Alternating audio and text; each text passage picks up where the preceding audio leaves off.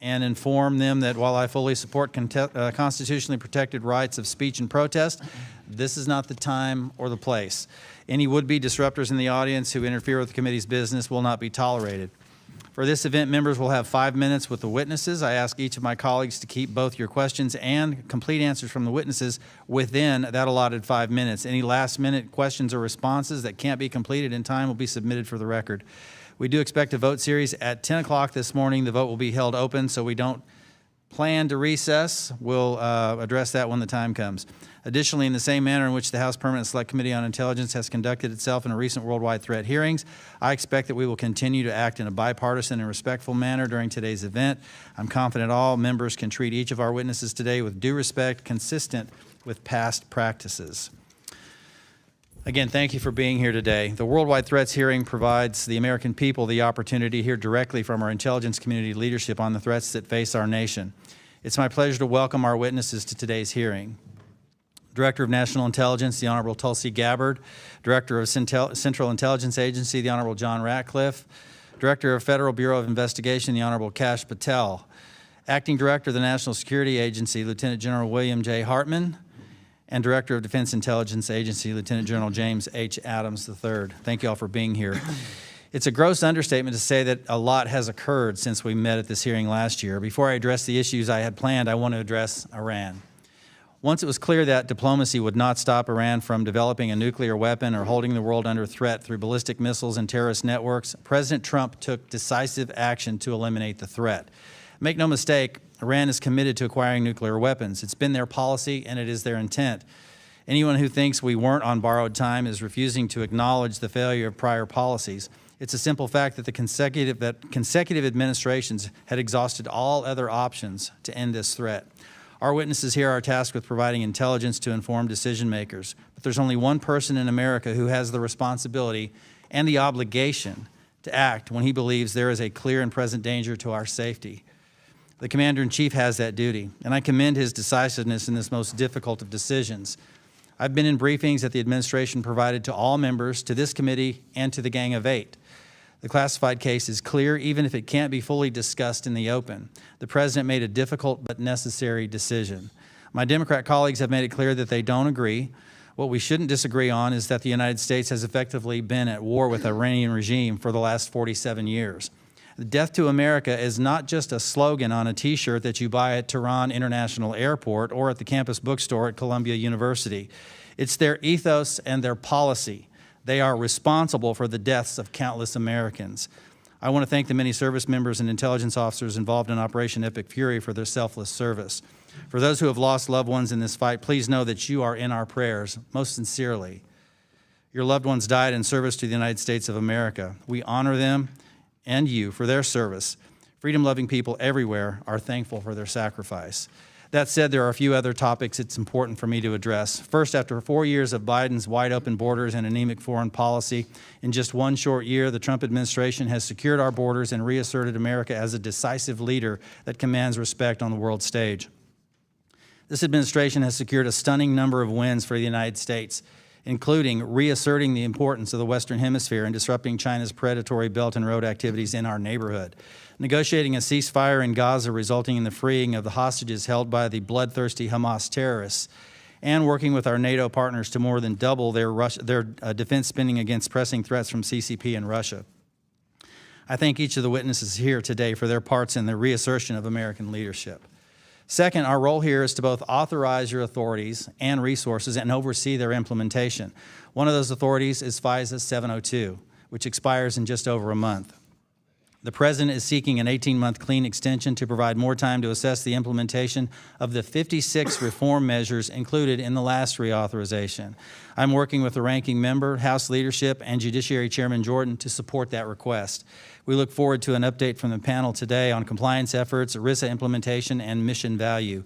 Third, last year, I made clear my expectation that we would work together to end the weaponization of the intelligence community, improve analytic integrity, and fix our broken counterintelligence enterprise. Many in Congress and across our nation have lost trust in the intelligence community. While we have made progress, there's still much work that remains to be done. I hope to continue working with each of you to do the hard things necessary to protect American citizens while regaining their trust. I also remain committed to tackling the issues that allow hostile foreign powers to operate so effectively against us, including within the United States. Specifically, foreign intelligence threats targeting the United States now surpass levels seen at the height of the Cold War in both scale and complexity. These threats include cyber penetrations of critical infrastructure, U.S. government systems, and private sector innovators, as well as surveillance near sensitive military installations, intelligence collection against foreign dissidents living in the United States. Like in the Cold War, where conflict often gave way to irregular operations below the level of traditional warfare, today's adversary tactics have made the homeland a contested environment. We must properly resource and reform our nation's counterintelligence enterprise to meet that threat. We must transform our approaches in order to confront adversarial intelligence services at scale, driving back operational activities in the homeland and forcing our adversaries to rethink their risk calculus for operating in the United States. Unfortunately, in recent years, the counterintelligence enterprise lost a significant amount of credibility with the American people due to the actions of those involved in cases like Crossfire Hurricane and Arctic Frost. For our intelligence community to best serve America, the CI community and the larger IC must stay out of domestic policy debates and focus on unrelenting, aggressive mission execution. For our intelligence community to best serve America, the CI community and the larger IC must stay out of those debates. Director Gabbard, I want to particularly commend your efforts in this space. Specifically, I want to thank you and President Trump for working with us to declassify the HIPSI Majority Staff Report on the 2017 Intelligence Community Assessment on Russian Plans and Intentions in the 2016 election. The Majority Staff Report, which had been kept from the American people for 8 years, proves that the 2017 ICA, the public genesis of the Russia collusion hoax, was a politicized document. Its key assessment on Putin's hopes for the 2016 election was built on, at best, abysmal and analytic tradecraft, and at worst, willful political charged intentions. This was a necessary act of transparency to begin the process of rebuilding trust with the American people and the IC. But please know the challenges facing each one of you that are testifying here is not lost on this committee. Getting a large ship back on the right course is never easy. The task can certainly be challenged by unforeseen obstacles and obstructions. You know you are doing something right when all the weapons in the media's arsenal are pointed directly at you. Thank you all for pressing forward. We can walk and chew gum at the same time, and we must. We must have our IC as aggressive as ever in pursuing its mission while holding those accountable who participated in its misuse. I thank each of you for doing this and encourage you to all keep moving on both fronts. Finally, now I want to speak to our remarkable IC workforce.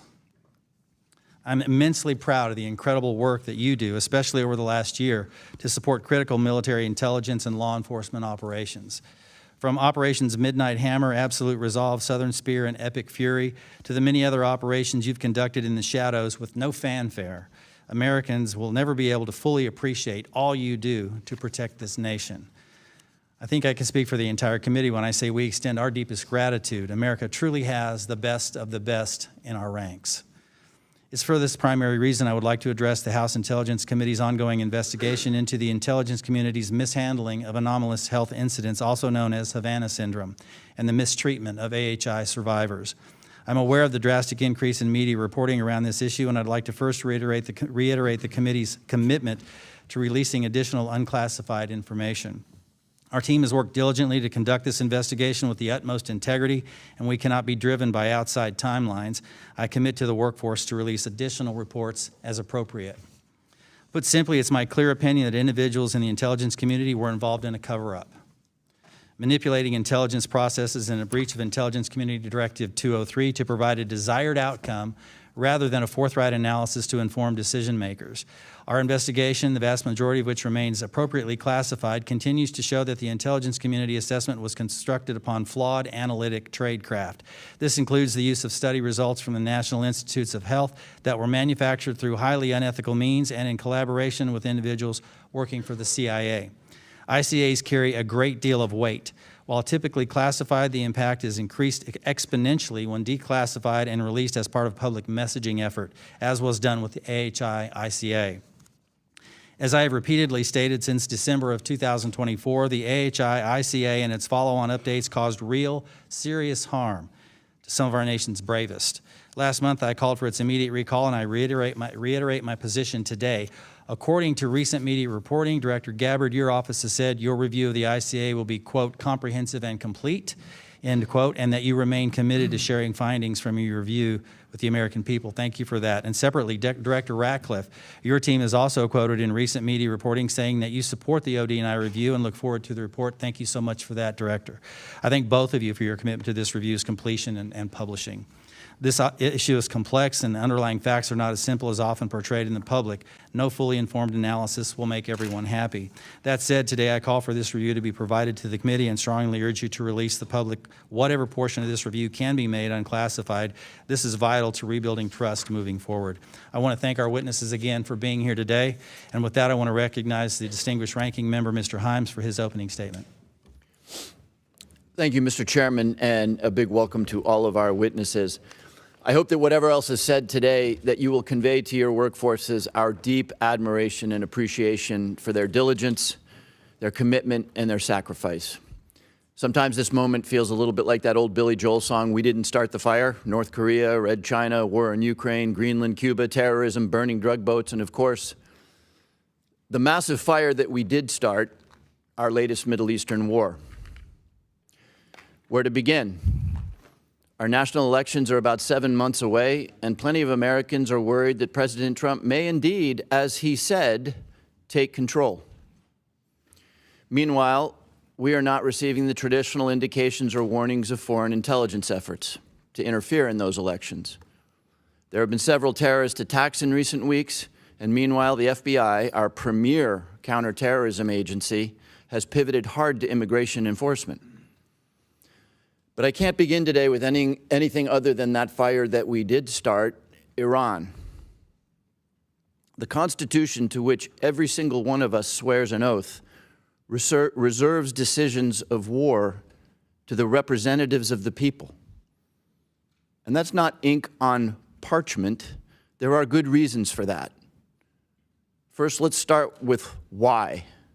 Why did we and are we risking our blood and treasure on a deeply risky venture, one that the President of the United States and the Director of National Intelligence have spent years telling us is a terrible idea? The President has said that Iran was preparing an imminent attack on the United States. That is not true. As awful as the regime is and always has been, not one of your agencies has produced a single report saying that Iran posed an imminent threat to the United States. The President also claimed that Iran would soon possess a nuclear weapon, perhaps in weeks. That is also not true. It is not supported by a single report from your agencies, and it is certainly belied by the repeated claim that Iran's nuclear capability was obliterated mere months ago. Second, let's consider the consequences, as the Congress should have done. The Congress, not one man, should consider whether our constituents in uniform will live or die.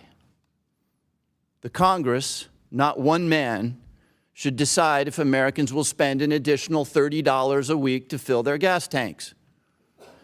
The Congress, not one man, should consider if it is wise to allow the Russians to sell their oil to India so that they have millions of dollars with which to kill the Ukrainians that we are now begging for help to defend ourselves against Iranian drones. Finally, had the administration chosen to abide by the Constitution, Congress might have considered the answer to General Petraeus's all-important question. Tell me how this ends. When the Iranian Navy is sunk and the missile launchers are destroyed and we have re-obliterated the nuclear infrastructure, do we declare victory and sail away? How do we feel about a new supreme leader who is more extreme and vicious and dedicated to the development of a nuclear weapon than the last one? Do we do a deal with him? How do we get him to open the Strait of Hormuz? Do we bomb more? And if we sail away and declare victory, are we back there 9 months from now to resink a rebuilt Navy and rebomb rebuilt missile launchers? Is this going to be an every 9-month thing, or is it going to be annual? The very core purpose of the intelligence community is to answer these questions for the president, for us, and for the American people. Right now, as we watch the dignified transfer of lost American patriots at Dover, as we watch gasoline approach $5 a gallon, as we watch our allies mocking us on the world stage, we need to know, were those questions asked? How did you answer them for the President of the United States? And did he listen? I understand that the administration may come to the Congress to ask for funding of $200 billion for this war. As you answered those questions for us today, I'd ask you to remember that old saying, if you want me there for the landing, make sure I'm there at the takeoff. Thank you, Mr. Chairman. I yield back. Thank the gentleman for his comments. Before I turn it over to Director Gabbard, I would like to thank General Hartman for nearly 4 decades of service. I know you're retiring, I think, tomorrow. You are here. I just applaud your service to this nation and your leadership at the NSA, and thank you and wish you all the best in your retirement. Thank you, Chairman. I think tomorrow as well. All right. Thank you. Director Gabbard, you're recognized.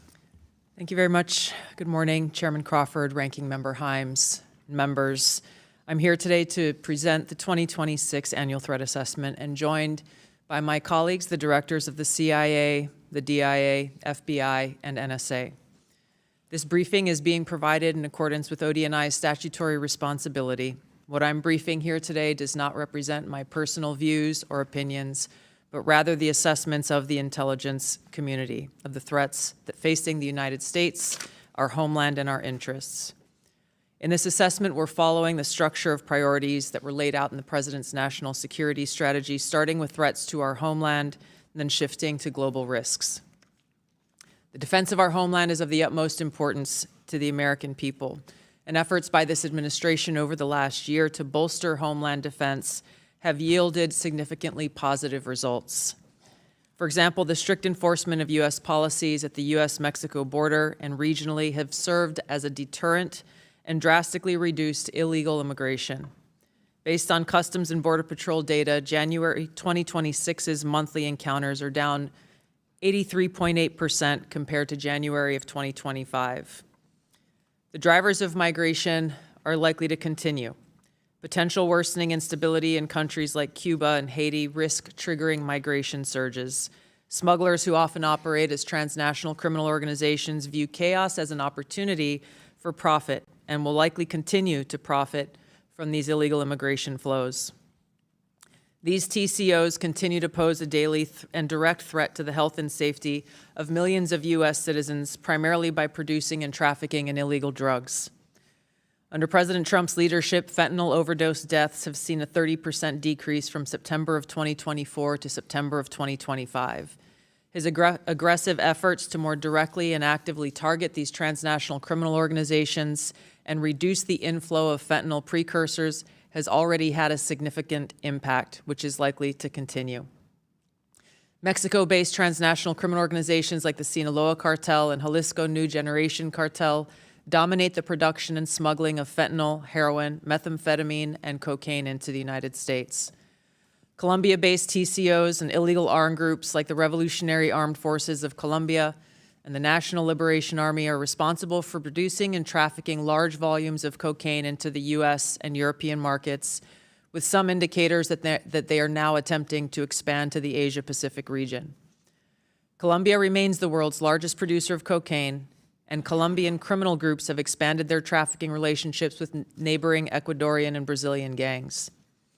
MS-13 is well established in cells in the United States and uses violence to intimidate the Salvadoran diaspora, engaging in murder, extortion, retail drug trafficking, firearms offenses, and prostitution, fueling increased violence and instability. These and other TCOs present a very tangible and individualized risk of violent crime to everyday Americans and contribute to regional instability. As the president increases counter-drug and counter-cartel pressures, they are likely to seek ways to try to adapt their operations, including shifting and decentralizing production locations and trafficking routes and methods. The United States continues to face a complex and evolving threat landscape with a geographically diverse set of Islamist terrorist actors seeking to propagate their ideology globally and harm Americans, even as al-Qaeda and ISIS organizationally remain weaker today than they were at their respective peaks. The spread of Islamist ideology, in some cases led by individuals and organizations associated with the Muslim Brotherhood, pose a fundamental threat to freedom and foundational principles that underpin Western civilization. These Islamist groups and individuals use this ideology for recruiting and financial support for terrorist groups and individuals around the world, and to advance their political objectives of establishing an Islamist caliphate which governs based on Sharia. There are increasing examples of this in various European countries. President Trump's designation of certain chapters of the Muslim Brotherhood as foreign terrorist organizations is a mechanism to secure Americans against this threat. In response to setbacks of their capabilities of conducting large-scale complex attacks, the IC assesses that Islamist terrorist groups have shifted towards focusing on executing information operations to spread propaganda and inspire or enable individuals located in or with access to the West. U.S. counterterrorism operations are ongoing, primarily in Iraq, Somalia, Yemen, and Syria, and have removed key terrorist leaders and operatives, degrading the ability of al-Qaeda and ISIS to quickly reconstitute its leadership and launch large-scale attacks against the homeland. Strict U.S. border enforcement measures and increased deportations of individuals with suspected links to Islamist terrorists have reduced access to the homeland and removed some potential sources of future terror attacks. Since January, U.S. officials have only had a handful of encounters at our borders with individuals associated with terrorist groups. This is a positive trend. However, our interagency coordinated efforts to identify, locate, and remove known or suspected terrorists who are already in the U.S. continues with vigilance. In 2025, there were at least 3 Islamist terrorist attacks in the U.S. Law enforcement disrupted at least 15 U.S.-based Islamist terrorist plotters. Roughly half of last year's disrupted plotters had some online contact with Islamist terrorists inspired by Islamist foreign terrorist organizations abroad. Al-Qaeda and ISIS pose the biggest threat to U.S. interests overseas in parts of Africa, the Middle East, and South Asia, where these groups operate. In the Middle East, AQAP in Yemen, ISIS-K in South Asia, and ISIS in Syria are among the most likely groups conducting external plotting. ISIS in Syria specifically is likely seeking to rebuild its ranks, expand support networks, and solicit funds by re-engaging with and recruiting from the likely hundreds of ISIS detainees and thousands of ISIS-linked women and children who escaped or were released from prisons and displaced persons camps. Meanwhile, state actors present a risk broader in scope by seeking new capabilities in kinetic and cyber warfare. The U.S. secure nuclear deterrent continues to ensure safety in the homeland against strategic threats. However, the IC assesses that Russia, China, North Korea, Iran, and Pakistan have been researching and developing an array of novel, advanced, or traditional missile delivery systems with nuclear and conventional payloads that put our homeland within range. The IC assesses that threats to the homeland will expand collectively to more than 16,000 missiles by 2035, from the current assessed figure of more than 3,000 missiles. The IC assesses that China and Russia are developing advanced delivery systems meant to be capable of penetrating or bypassing U.S. missile defenses. North Korea's ICBMs can already reach U.S. soil. The IC assesses that it is committed to expanding its nuclear arsenal. Pakistan's long-range ballistic missile development potentially could include ICBMs with range capable of striking the homeland. The IC assesses that Iran has previously demonstrated space launch and other technology it could use to begin to develop a militarily viable ICBM before 2035, should Tehran attempt to pursue the capability. However, these assessments will be observed and updated as the full impact of Operation Epic Fury's devastating strikes on Iran's missile production facilities, stockpiles, and launch capabilities is determined. Shifting to the cyber domain, the IC assesses that China, Russia, Iran, North Korea, and non-state ransomware groups will continue to seek to compromise U.S. government and private sector networks, as well as critical infrastructure, to collect intelligence and create options for future disruption and for financial gain. The IC assesses China and Russia present the most persistent and active threats and are continuing R&D efforts. North Korea's cyber program is sophisticated and agile. In 2025 alone, North Korea's cryptocurrency heist probably stole $2 billion, which is helping to fund the regime, including further development of its strategic weapons program. Financially or ideologically motivated non-state actors are becoming more bold, with ransomware groups shifting to faster, high-volume attacks that are harder to identify and mitigate. Innovation in the field of artificial intelligence will likely accelerate the threats in the cyber domain. They will increasingly shape cyber operations, with both cyber operators and defenders using these tools to improve their speed and effectiveness. For example, in August of 2025, cyber actors used an AI tool to conduct data extortion against international government, healthcare, and public health emergency service sectors and religious institutions. Shifting to the Arctic, the IC assesses that Russia, and to a lesser extent China, aim to strengthen their presence in the region through increased maritime trade, natural resource extraction, and military activity. Russia, which has the longest coastline in the Arctic, has long sought recognition of its quote-unquote polar great power status and is deploying more military forces and building new permanent infrastructure. China, though not an Arctic country, is engaged in more limited efforts in the region to advance its strategic and economic interests. On the technology front, artificial intelligence capabilities are rapidly advancing and changing the threat landscape.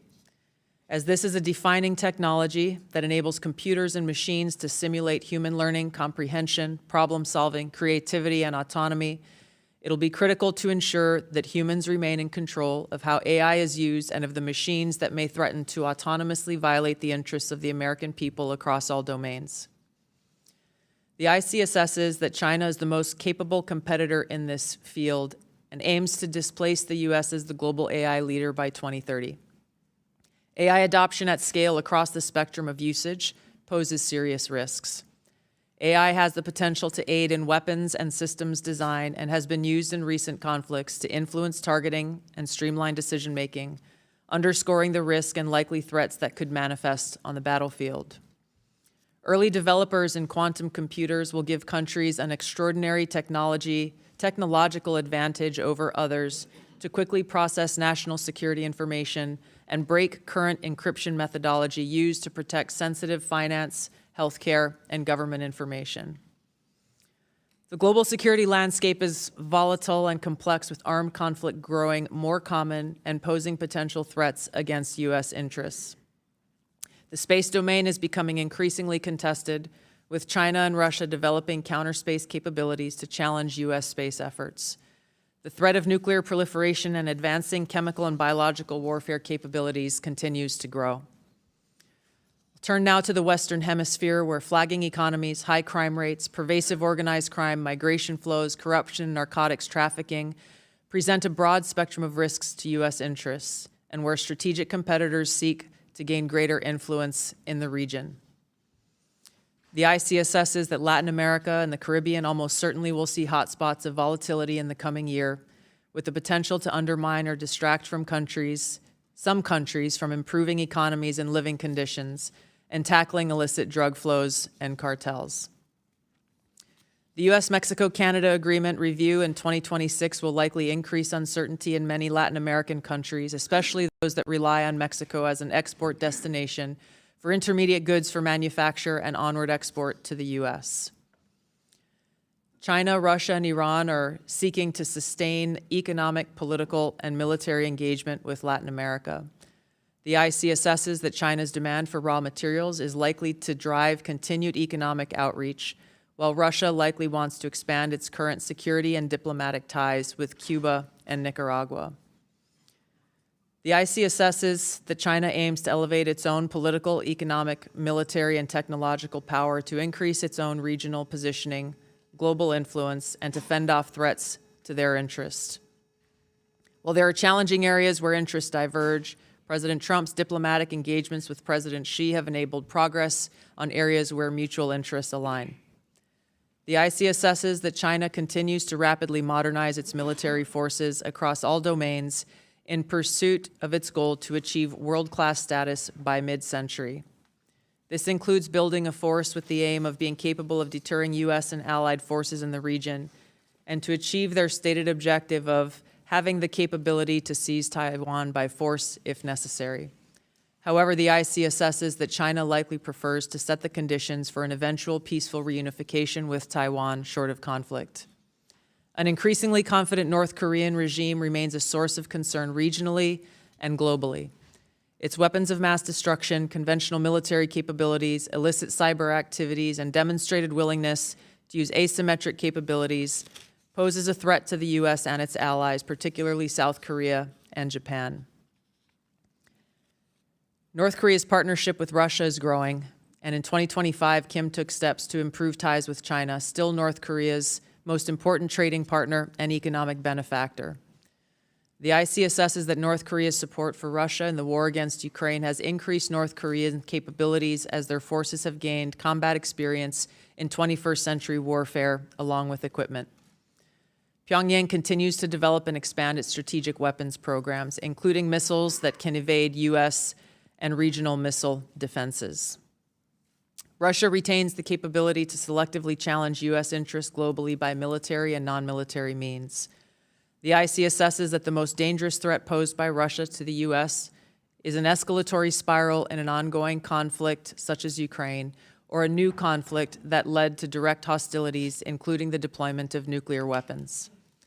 The IC assesses that Putin continues to invest in Russia's defense industrial base, as well as novel capabilities that may pose a greater threat to the U.S. homeland and forces abroad than conventional weapons. The IC assesses Russia has advanced systems, hypersonic missiles, and undersea capabilities designed to negate U.S. military advantage. Russia is also building extensive counter-space capabilities to contest U.S. space dominance. Its development of a nuclear counter-space weapon poses the greatest single threat to the world's space architecture. During the past year, the IC assesses that Russia has maintained the upper hand in its war against Ukraine. Ongoing U.S.-led negotiations between Moscow and Kyiv continue. Until such an agreement is met, if an agreement is found, Moscow is likely to continue fighting a slow war of attrition until they view their objectives have been achieved. In the Middle East, conflict and instability will shape security, political, and economic dynamics in a variety of ways. The IC assesses that Operation Epic Fury is advancing fundamental change in the region that began with Hamas's attack on Israel on October 7, 2023, continued with the 12-day war last year, resulting in weakening Iran and its proxies. The IC assesses that the regime in Iran appears to be intact, but largely degraded due to attacks by Israel and the U.S. on its leadership and military capabilities. Its conventional military power projection capabilities have largely been destroyed, leaving limited options. Iran's strategic position has been significantly degraded. The U.S.-led maximum pressure campaign and snapback of European sanctions added additional pressure to an already bleak Iranian economy, resulting in mass protests earlier this year that Tehran suppressed by killing thousands of protesters. Even if the regime remains intact, internal tensions are likely to increase as Iran's economy worsens.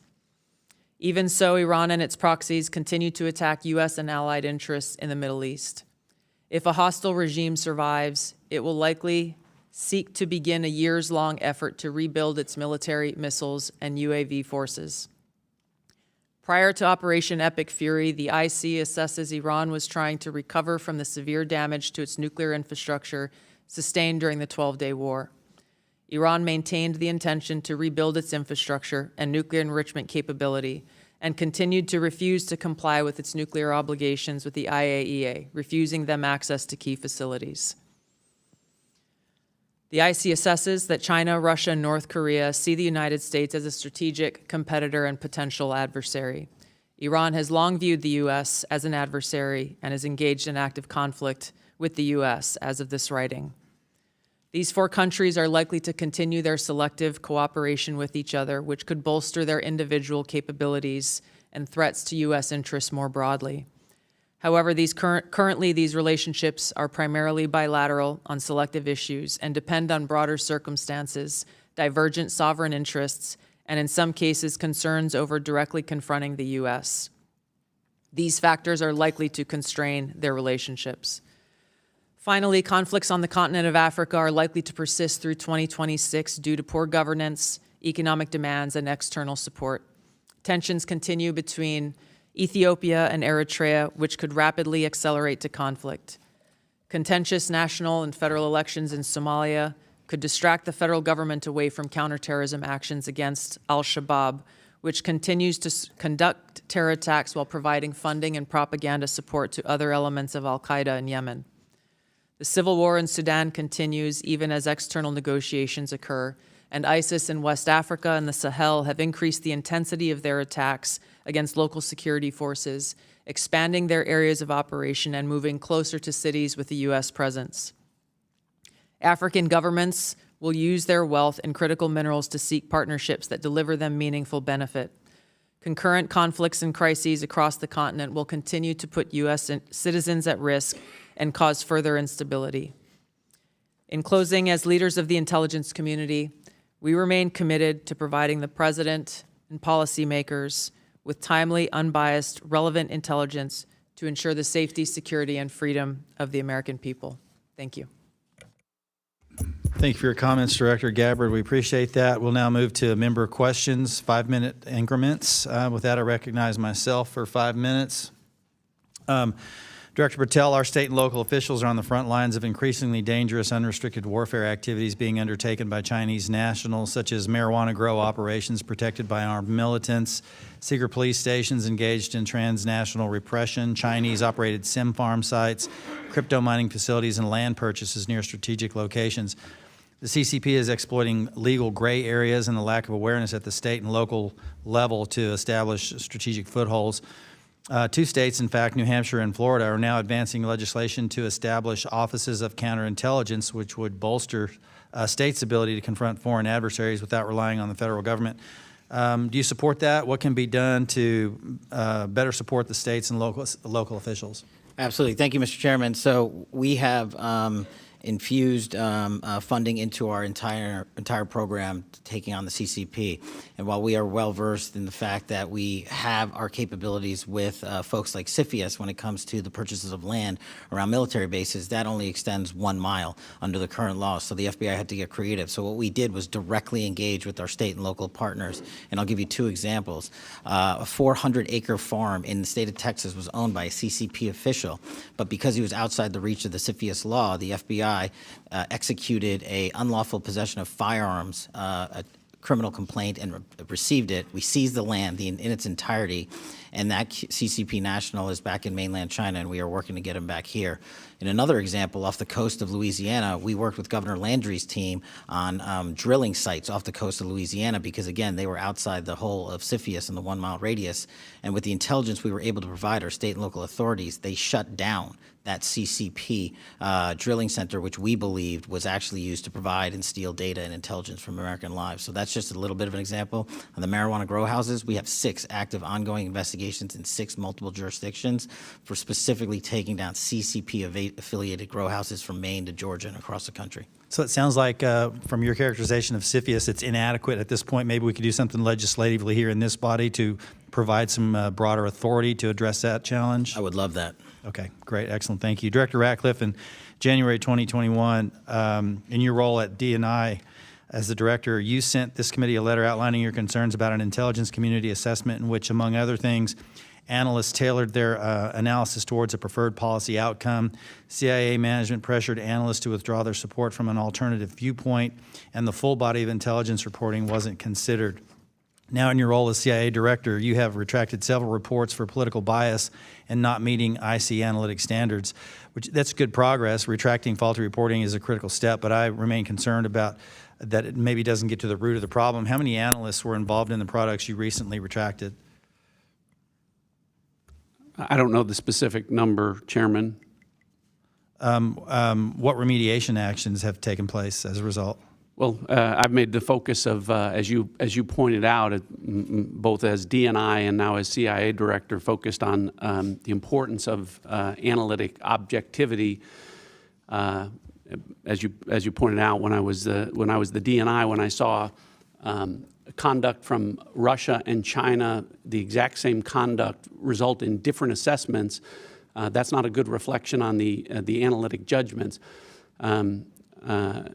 What you referenced in my role as CIA director, withdrawing reports that we went back and looked that didn't reflect the analytic standards that we would expect, I retracted those judgments because they show bias and influence for political reasons or otherwise. So that has continued to be a focus and will be. I think that message has been received within our analytic community within the CIA and really across the CIA, because this administration has put a focus on taking politics out of our analytic judgments. Excellent. Thank you, Director. Appreciate that. I want to, as I made clear in my opening statement, I'm trying to get this done in the little time that I have remaining. The intelligence community assessment on AHI is deeply flawed. And I've called for its recall immediately to start for a fresh start, similar to my question in last year's session. But I'd like to get a yes or no answer from each of you on whether you agree this ICA should be retracted. Director Gabbard? Yes. Director Ratcliffe? Say it again. The question AHI, ICA? Yeah, so for the ICA, I understand that Director Gabbard is reviewing that, and I've deferred all AHI investigations to her review. So if in her judgment that is something that should be retracted, then I would agree with that. Then yes. Okay, Director Patel? Yes. Thank you. General Hartman? Yes. And General Adams? Yes, sir. Thank you. I appreciate that. Thank you all for your responses. I'm going to recognize the ranking member for 5 minutes. Thank you, Chairman. Director Gabbard, as was well covered yesterday in January, you were present at the execution of an FBI warrant at the Fulton County, Georgia election office at the direction of the president and to all appearances in connection with the president's false claims about the 2020 election. The unsealed affidavit submitted by the FBI made zero reference to foreign powers or outside interference. I don't want to relitigate the reasons why you were there, but I do want to know whether, as a result of your visit, there is credible intelligence in your possession pointing to foreign interference in Georgia in the 2020 election. Thank you for the question, Ranking Member.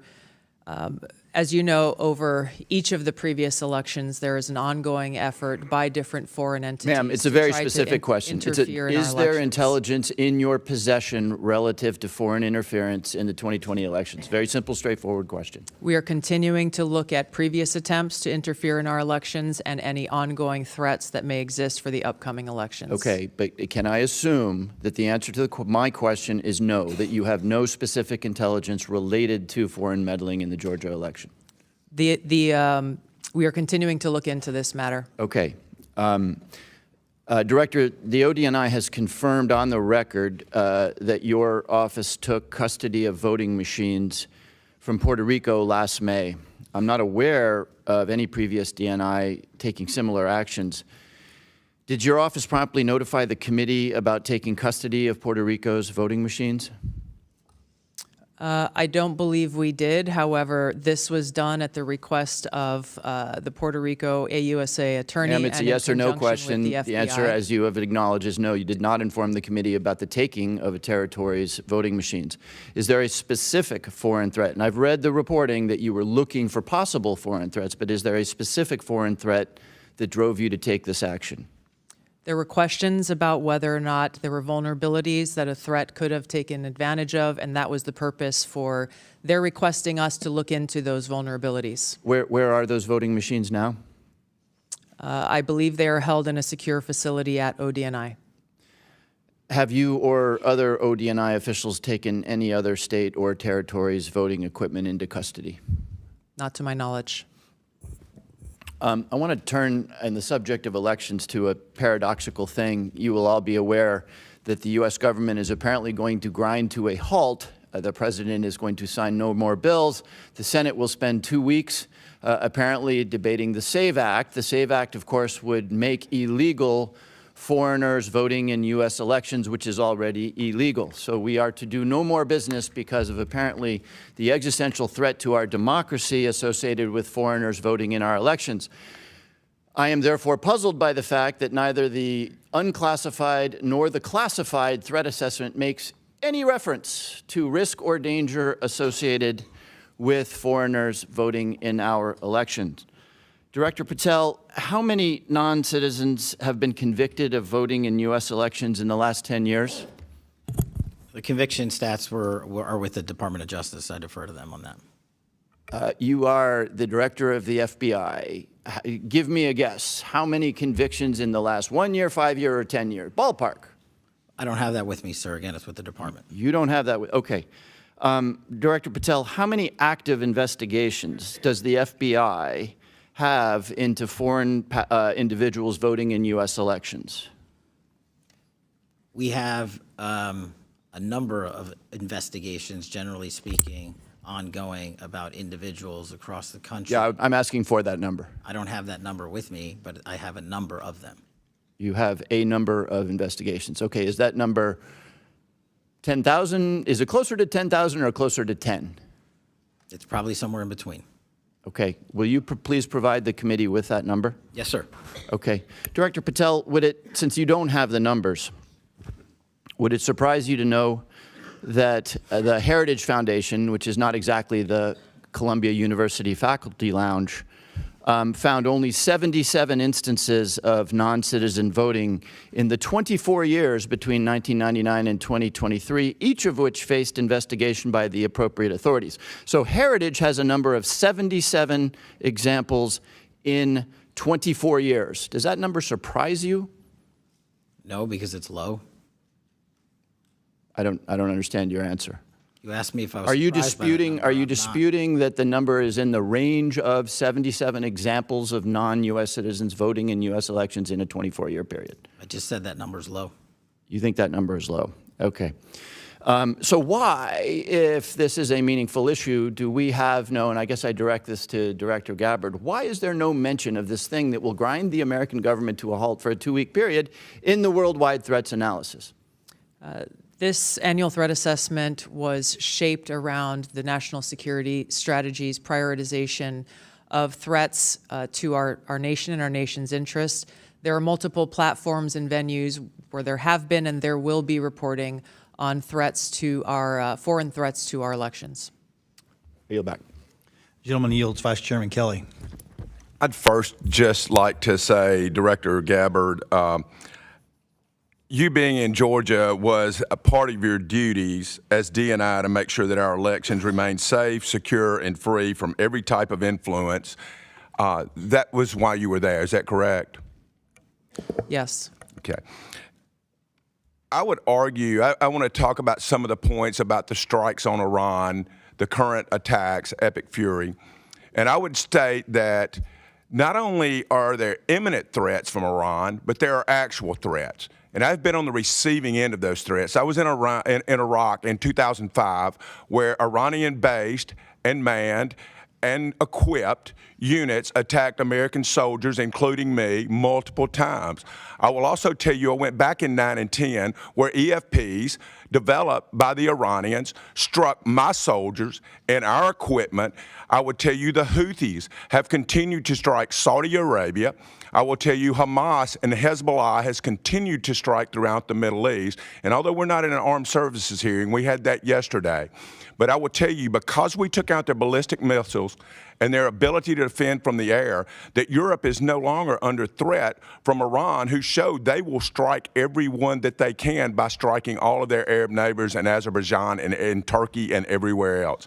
With that being said, Director Ratcliffe, I think the CIA has had a great year in providing intelligence, whether that's in Venezuela, the initial Midnight Hammer strikes, or also the current strikes in Iran. Can you tell us kind of some of the things the CIA has done over the past year that you're proud of?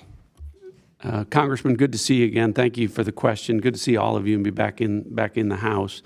I guess I'll start by saying I think you all know there was bipartisan concern when I took over the CIA that our human collection was in a downward spiral and had been for some period of time. And you all wanted a more aggressive CIA, one that was focused on core mission, one that was collecting the kind of intelligence and stealing secrets that would provide a decisive strategic advantage that can contribute to national security and foreign policy successes. I do think that the CIA, I agree with you, has had a great year, and that's a credit to our workforce. So you talked about some of the very public successes like Operation Midnight Hammer and Operation Absolute Resolve, where our agency contributed to a, frankly, flawless intelligence picture that allowed for flawless military operations. And I want to credit everyone here. There's been bipartisan praise from this committee, even from those of you who may disagree with the underlying policies. But I think those successes are really emblematic of success that the agencies had across the board on all national security matters in all national security spaces. And it's not just an opinion, it's reflected in our statistics. So when we talk about stealing secrets, you need assets and sources on the ground around the world. We're up 25% in that regard just in the past year. Our foreign intelligence reporting, meaning the intelligence that really matters to you as decision makers and the president as commander-in-chief, that's up across the board 25%. Other categories, specific targets and adversaries like China, it's up 100%. Areas like technology, it's up 100%.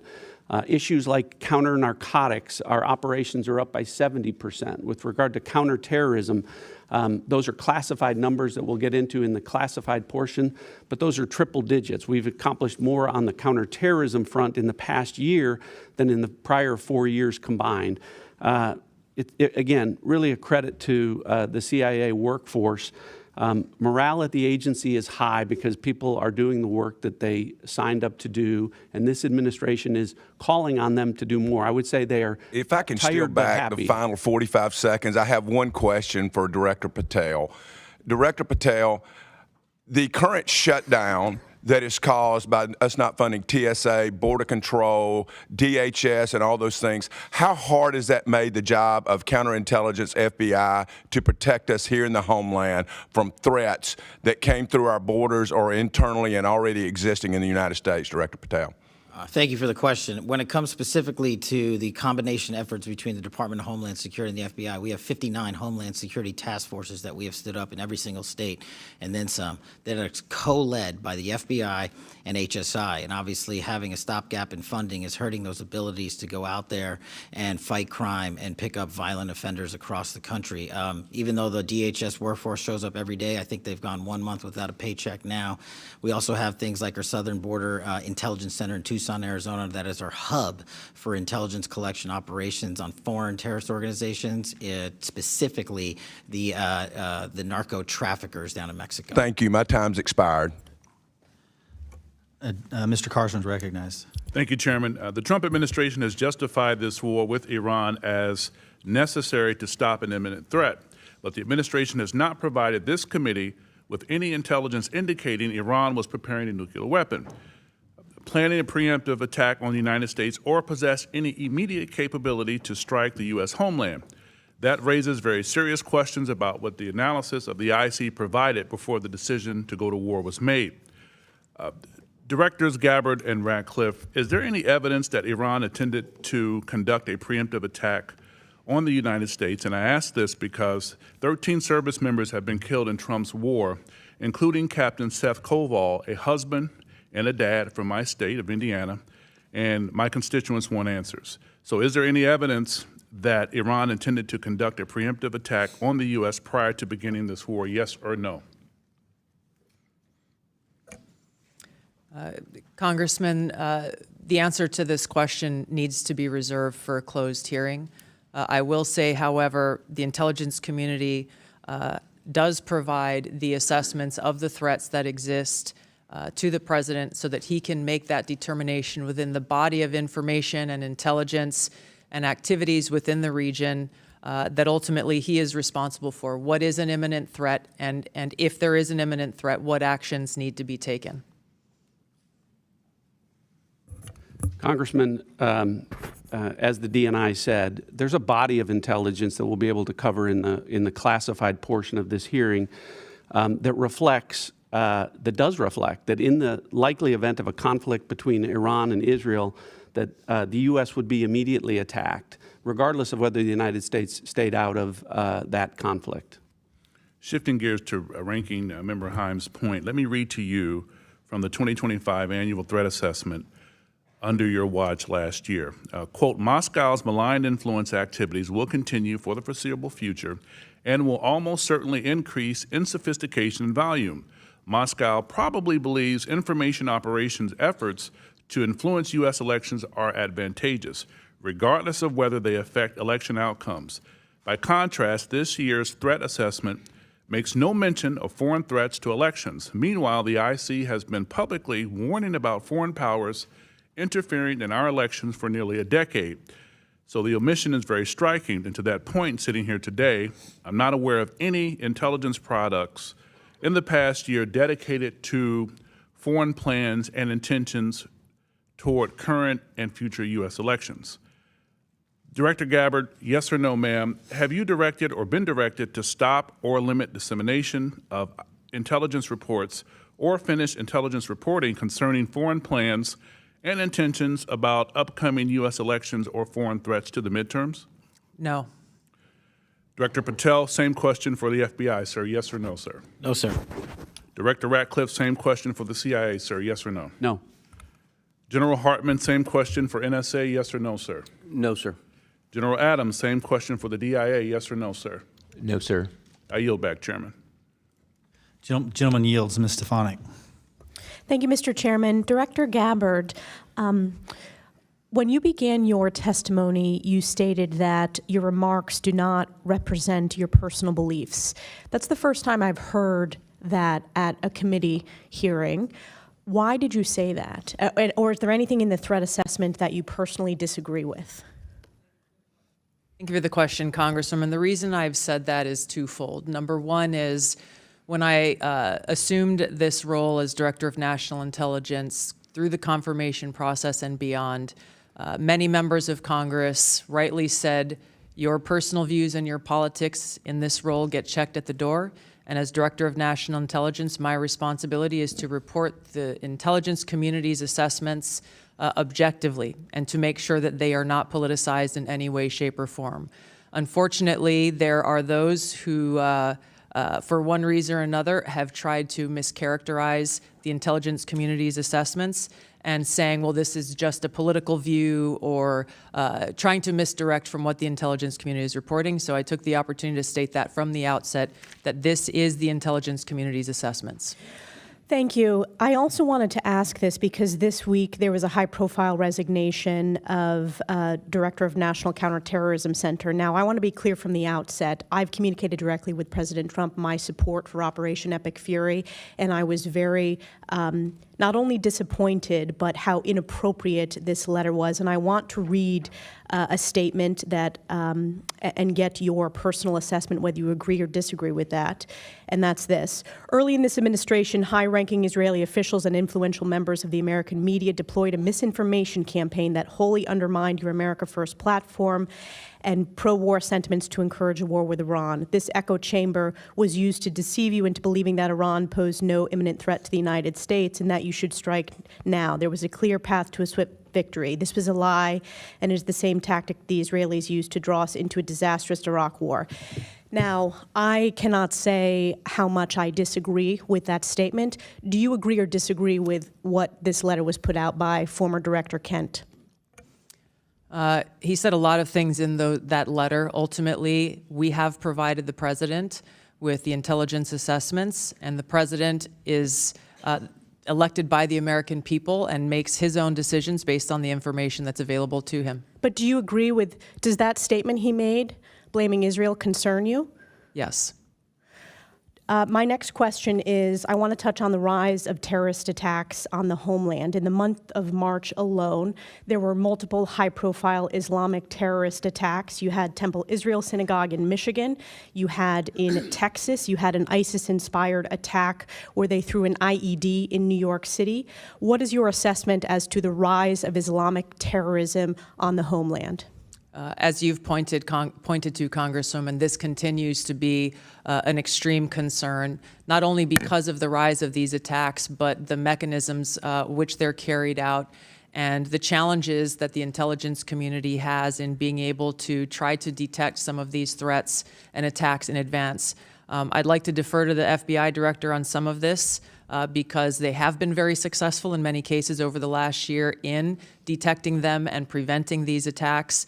But due to the nature of the challenge in many of these attackers not having contact with known foreign terrorist entities or individuals makes this a much more challenging threat to deal with. And I want to turn to Director Patel. I think that's a good, important segue to get your assessment. And I also want to add another aspect of the question. We're working on a 9/11 Commission review, 25-year review.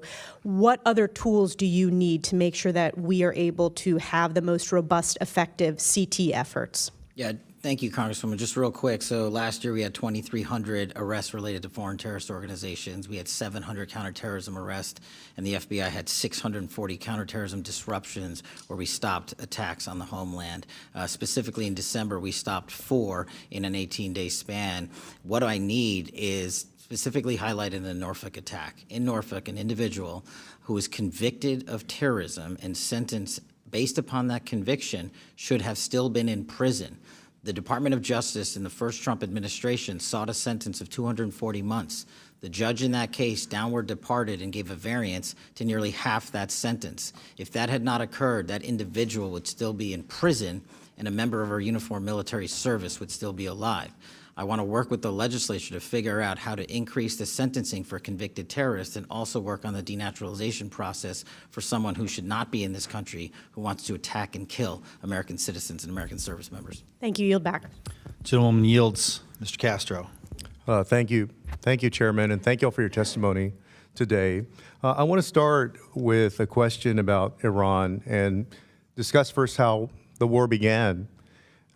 Secretary Rubio told us that Israel was going to strike Iran regardless, and that doing so would have triggered Iranian retaliation against U.S. forces already in the region. And Director Ratcliffe, you seemed to affirm that in comments just a few moments ago.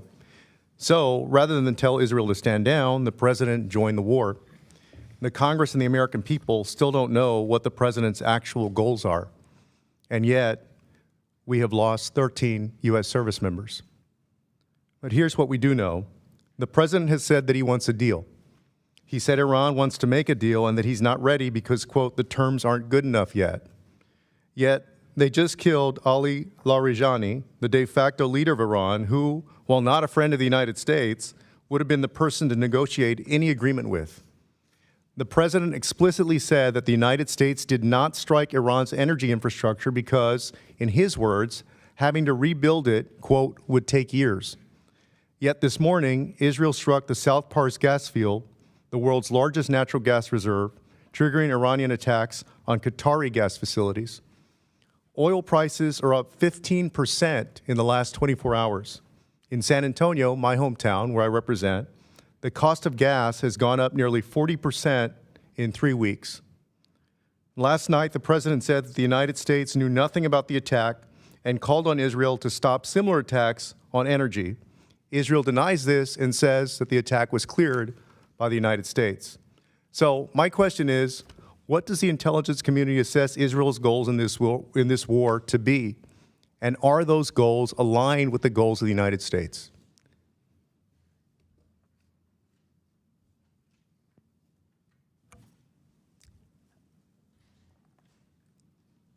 I'm thinking carefully here about what can be said in this open setting versus a closed setting.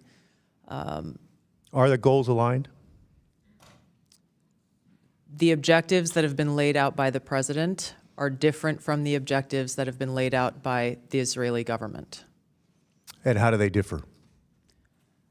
We can see through the operations that the Israeli government has been focused on disabling the Iranian leadership and taking out several members, obviously beginning with the Ayatollah, the supreme leader. And they continue to focus on that effort.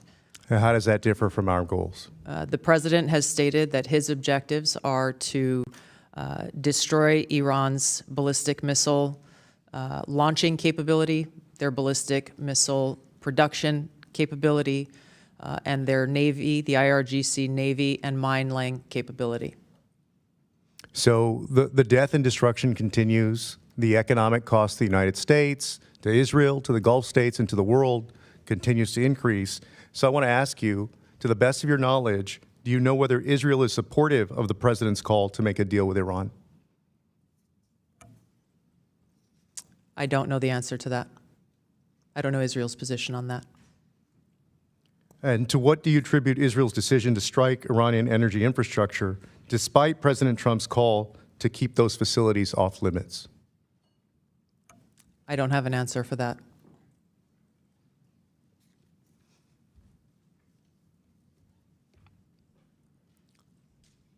So they ignored the president. Do you agree with that? I'm not privy to any of their deliberations or what went into their calculus in launching this or other attacks. We are not involved with in the operational element of this.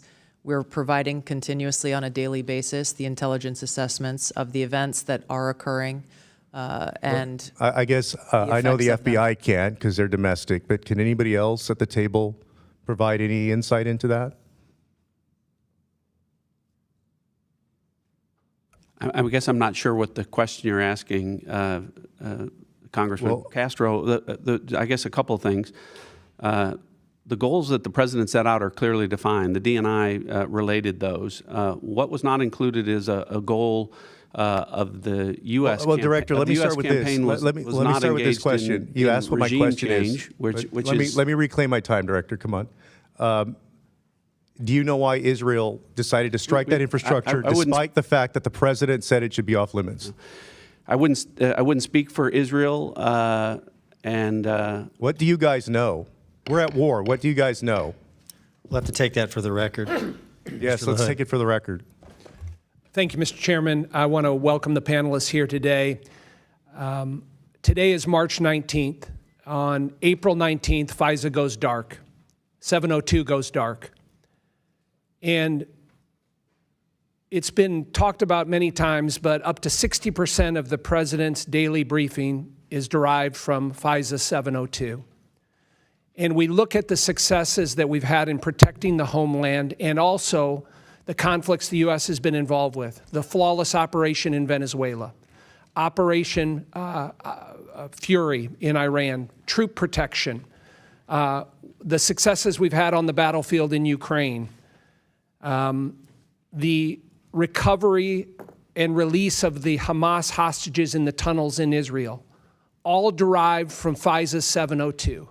There is not a military operation that we've been involved with where FISA 702 was not, as Director Ratcliffe has said, been indispensable to the United States in the protection of our country.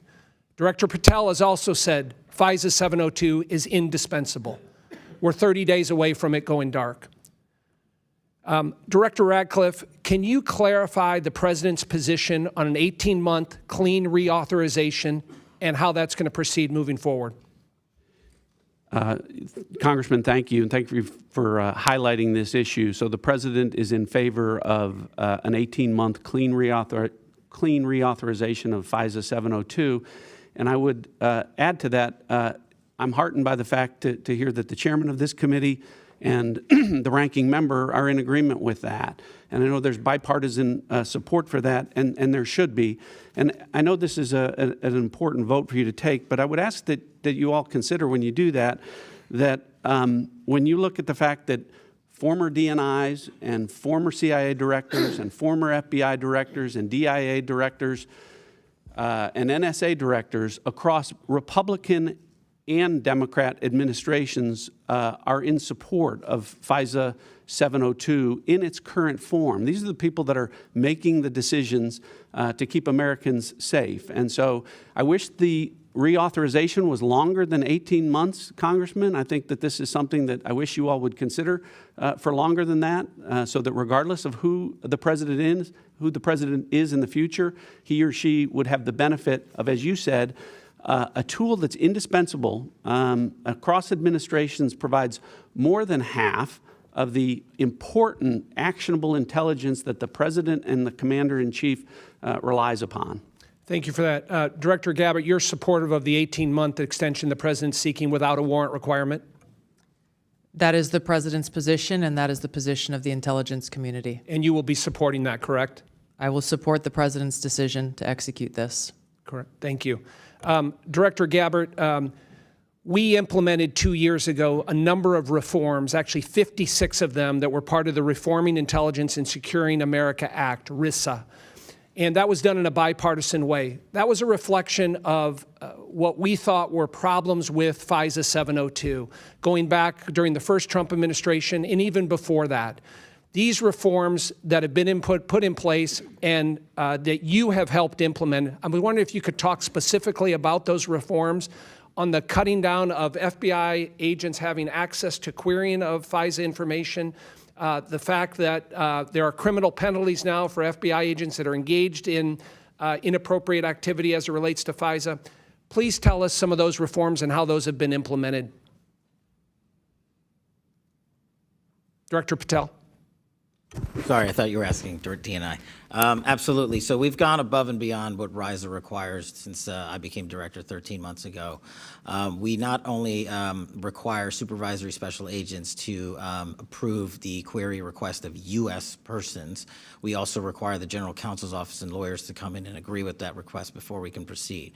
Also, we have we used to, before this, had a default which allowed queries when we were utilizing our system to say it automatically searches 702. You now have to actually opt in and select that box to make sure that you are intentionally doing so. On top of that, we've reduced the number of personnel at the FBI from 6,600 before I got there to 3,500 that have access to it. Not that use it, but that have access to it.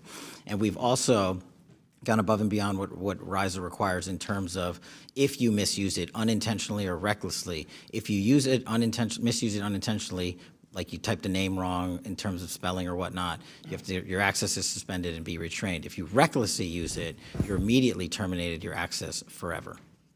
Thank you. Mr. Crow.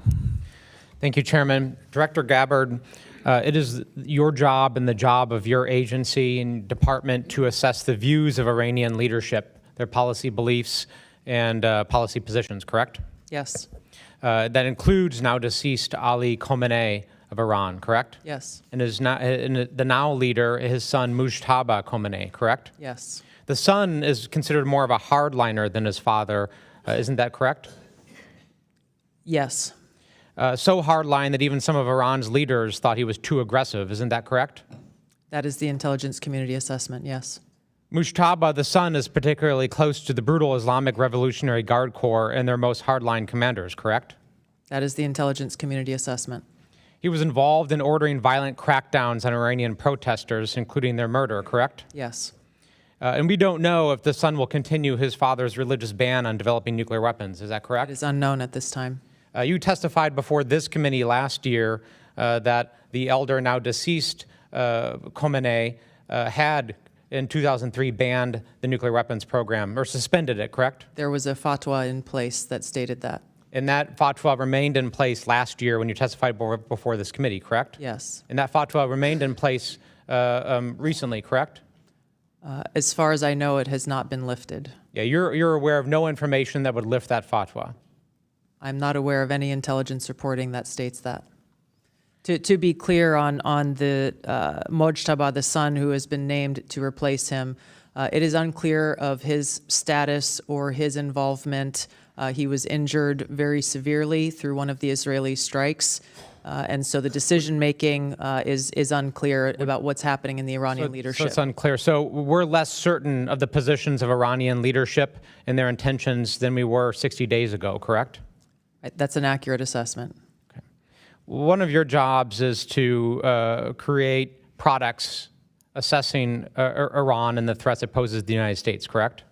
Yes. And that includes potential outcomes for military action, correct? It includes potential outcomes of a variety of scenarios. In the likelihood of those outcomes. Yes. Generally, when you make assessments about threats facing the United States, you will look at, in Iran, in any instance, the likely scenarios that have come out of military action, correct? The intelligence community takes all of those factors into account when they create these assessments. When you look at the threats posed by foreign countries, you also assess timelines to those threats, correct? What do you mean by timelines? Like a breakout time, for example, for nuclear weapons or the development of ballistic missiles. Yes, based on the information available at any given time. In the timeline also for potential terrorist attacks, correct? Broadly, yes, It assesses is all common matters practice available for the to IC that. to assess the timeline of all threats. Nuclear weapons development, ballistic, right? Yes. Ballistic weapons development, Based on the information available, yes. terrorist attacks, Same applies. cyber attacks, timelines for all of those, correct? When there is information available that point to that, yes. In likelihood, as well as the timeline, correct? Based on the information available. Timing is important, is it not? It is an important factor that goes into the assessment. So it is your position sitting here today that you made no timeline determination as to threats that Iran had facing the United States, correct? It's a very broad statement, but where the information is available, the intelligence community factors that into their assessment products. Did you or the IC make any assessments as to the timing of potential threats facing the United States from Iran in the last 90 days? I'm sure there was timelines factored into the intelligence assessments that were delivered. Did any of them show imminence? The imminent nature of a threat is determined by the president based on a totality of the intelligence and information provided to him. Did any of them show that there were attacks anticipated within the next 90 days from Iran? It's too simplistic of a statement to say that because it depends on various scenarios occurring or not occurring. Did those assessments show timelines for the threats that Iran posed to the United States? The totality of threats, yes, there were timelines involved where it applied and where that information was available. But again, to your question about the determination of imminence, the president makes that determination based on the totality of information and intelligence. The bottom line is there was no imminent threat, provided. and you know that, and there's no product that shows that. I yield back. Mr. Fitzpatrick. Thank you, Mr. Chairman. Thank you all for being here today. I want to expand on the questioning from my colleague, Mr. LaHood, regarding FISA 702. Obviously, it is the imminent issue right before us. Will expire in a month. Unequivocally, the most critical national security tool our nation has to keep us safe from fentanyl, from foreign wars, and everything in between. Mainly to Director Ratcliffe, but any of you can answer this.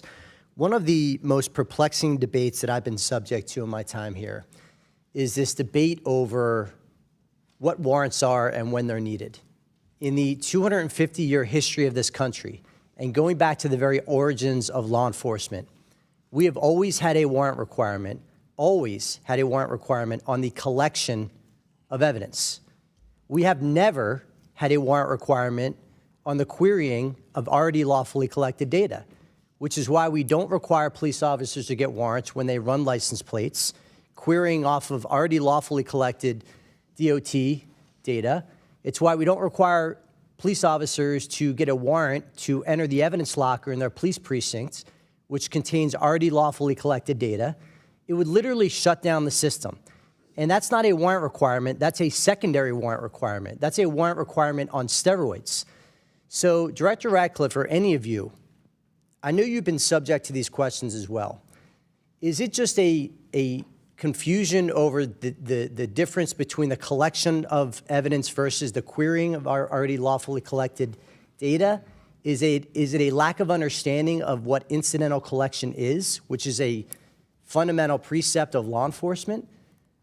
But if we have a warrant requirement on steroids for now the querying of already lawfully collected data, just by the numbers, that would require an expansion of the federal judiciary by a factor of 100. It would literally shut down our law enforcement apparatus at perhaps the most dangerous time in our nation's history. So, Director Ratcliffe, or any of you, if you could just walk me through your analysis there. Well, I'll start, Congressman. Thanks for the question. Again, thanks for highlighting this important issue. And as has been pointed out, reforms should be implemented where they're necessary. And I think, speaking for myself, and I know Director Patel supported the reforms from 2 years ago to make improvements, and they did. And so some reforms should be considered. A warrant isn't one of them. And with respect to the reforms that have been implemented, we're talking about, when we talk about Fourth Amendment rights and privacy concerns, we're at a 99.9% compliance rate with respect to that. So I would start by saying, why are you trying to fix what's not broken with something that I can tell you from this seat, the fix would not work. And I go back to my comment before. DNIs, CIA directors, FBI directors, the people that have been in all of these chairs before on a bipartisan basis agree that a warrant won't work and don't advocate for it. Congressman, you're correct. This is lawfully collected information, and these things come at you very fast, and you have to make decisions very quickly, and sometimes in a matter of hours.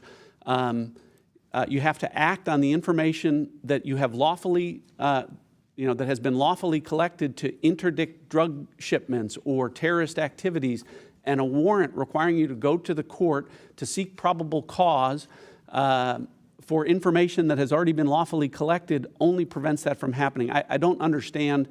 I understand that it's well-meaning for people that are proposing it, but again, I would defer to the people who sit in these chairs and make these decisions who would tell you that it doesn't work. Anybody else want to comment on the warrant requirement? So, Congressman, I'd love to comment. Thanks for the question. I do just want to add a couple of points. Agree with everything Director Ratcliffe said. Not only is this already collected data on foreign personnel outside of the United States, but the data that is being queried has also already been analyzed to ensure that it contains foreign intelligence value, which I think is a very important part of this. And then when we query a U.S. person term, we're not querying for U.S. person information. We're querying for foreign intelligence that has already been evaluated at least once to contain foreign intelligence in the database that's being accessed. And then the final piece that I think is important is that both the FISC and the Department of Justice have established robust legal and compliance rules that we adhere to and that is audited by DOJ for every query that we make. Thank you. I yield back. Dr. Barra. Thank you, Mr. Chairman. Director Gabbard, we've known each other for a long time. We were both elected to Congress in 2012 and served together for a while. I may not have always agreed with your positions, but I respected the consistency of some of your positions. Director Gabbard, following the January 3rd, 2020 drone strike that killed Qasem Soleimani, you gave a speech on the House floor 6 days later, on January 9th, 2020. In this speech that is currently in the congressional record and available for anyone to view, you stated, quote, President Trump has committed an illegal and unconstitutional act of war, pushing our nation headlong into a war with Iran without any authorization from Congress. A war that would be so costly and devastating, it would make our wars in Iraq and Afghanistan look like a picnic. On February 28, 2026, the Trump administration, under which you are the president's principal intelligence advisor, launched an illegal and unconstitutional act of war, pushing our nation headlong into a war with Iran without any authorization from Congress. This war has already been costly and devastating. 13 American service members have lost their lives, including Chief Warrant Officer Robert Marsden from my home of Sacramento, California. and approximately 200 service members have been wounded. The Pentagon reported that the first 6 days of Operation Epic Fury cost $11.3 billion. That averages almost $2 billion per day. That was the first 6 days, and now we're in the 19th day of this war. That's ballooned into a regional conflict, putting the lives of Americans and our allies throughout the Middle East in danger. Director Gabbard, do you still believe that strikes against Iran that don't have congressional authorization constitute an illegal and unconstitutional act of war? Congressman, thank you for the question. The cost of war weighs very heavily upon me and my colleagues here, especially for those of us who have experienced and seen the cost of war firsthand. Okay. My own personal and political views, as I mentioned earlier, I was asked and required by Congress and by the President in this role as the Director of National Intelligence to check those views at the door to ensure that the intelligence assessments are not colored by my personal views. Director and that's Gabbard, exactly what I am responsible to deliver. Do you still believe that war with Iran would be so costly and devastating that it would make our wars in Iraq and Afghanistan look like a picnic? Once again, in this role, it is essential that I do not allow any of my personal views on any issues to color or bias the intelligence reporting that we deliver to you and to the President. Director Gabbard, in this hearing 1 year ago, I asked some questions, and I'll paraphrase my exact question. It's like, we should keep politics out of this, even if the President disagrees with a directive, if it goes against his personal wishes, if he's considering an order that potentially is unconstitutional or illegal or compromises our security, I want your word that you will always provide and give the honest advice to the President, even if it will make him angry. I asked you that question. I'm going to read your answer. And to your specific question, the answer is yes. I will inform the President of that accurate, timely, unbiased intelligence reporting, whether it is something that agrees with an assumption or a view or an objective or not. That's my responsibility to him and to the American people. Director Gabbard, there is no imminent threat of nuclear breakout. Did you deliver that assessment to the President? I have delivered the intelligence community's assessments to the President. There was no imminent nuclear threat to the United States. There was no evidence of imminence that Iran was going to attack American assets. That was different from anything they've done over 4 decades. That was going to attack our homeland. There was no imminent threat. Imminent is defined in the dictionary as something that is about to happen. Not something that's been happening for 4 decades, not something that is going to happen 3 months from now, not something that's going to happen a year from now. Imminent said this is about to happen. Did you deliver that assessment to the President? I delivered the intelligence community's objective analysis of the threats, the severity of those threats, and the scope, along with assessments of the different scenarios and contexts that exist within the Middle East. The President owes it to the American people to go on television, to explain to the American people, to the service members who have died in action serving our country, why we are at war with Iran. He needs to go on television and explain that directly to the American people, what the imminent threat was. Gentleman's time has expired. I would advise members that a vote has been called. It's a single vote, and if members want to shuttle back and forth so we can maintain the continuity of the hearing, we'll do that. So if you start to see it, just to our witnesses, you know how this works. They'll be moving in and out to go address that vote and then returning to their seat. But at this time, I recognize Mr. Scott. Thank you, Mr. Chairman. Mr. Chairman, for the record, I would like to submit an article from Politico dated February 24th, 2026, and the title of it is Head of State of the Union, Dems Demand Trump Make Iran Plans Public. I think most Americans understand that if the President of the United States makes those plans public, then the enemies get to see them as well. Without objection, so ordered. And that was the date of the State of the Union. Director Patel, I'm going to come to you very quickly, and then I'm going to move on. But I listened closely to Senator Langford's testimony yesterday about fraud and the other things that are going on. And I want to bring your attention,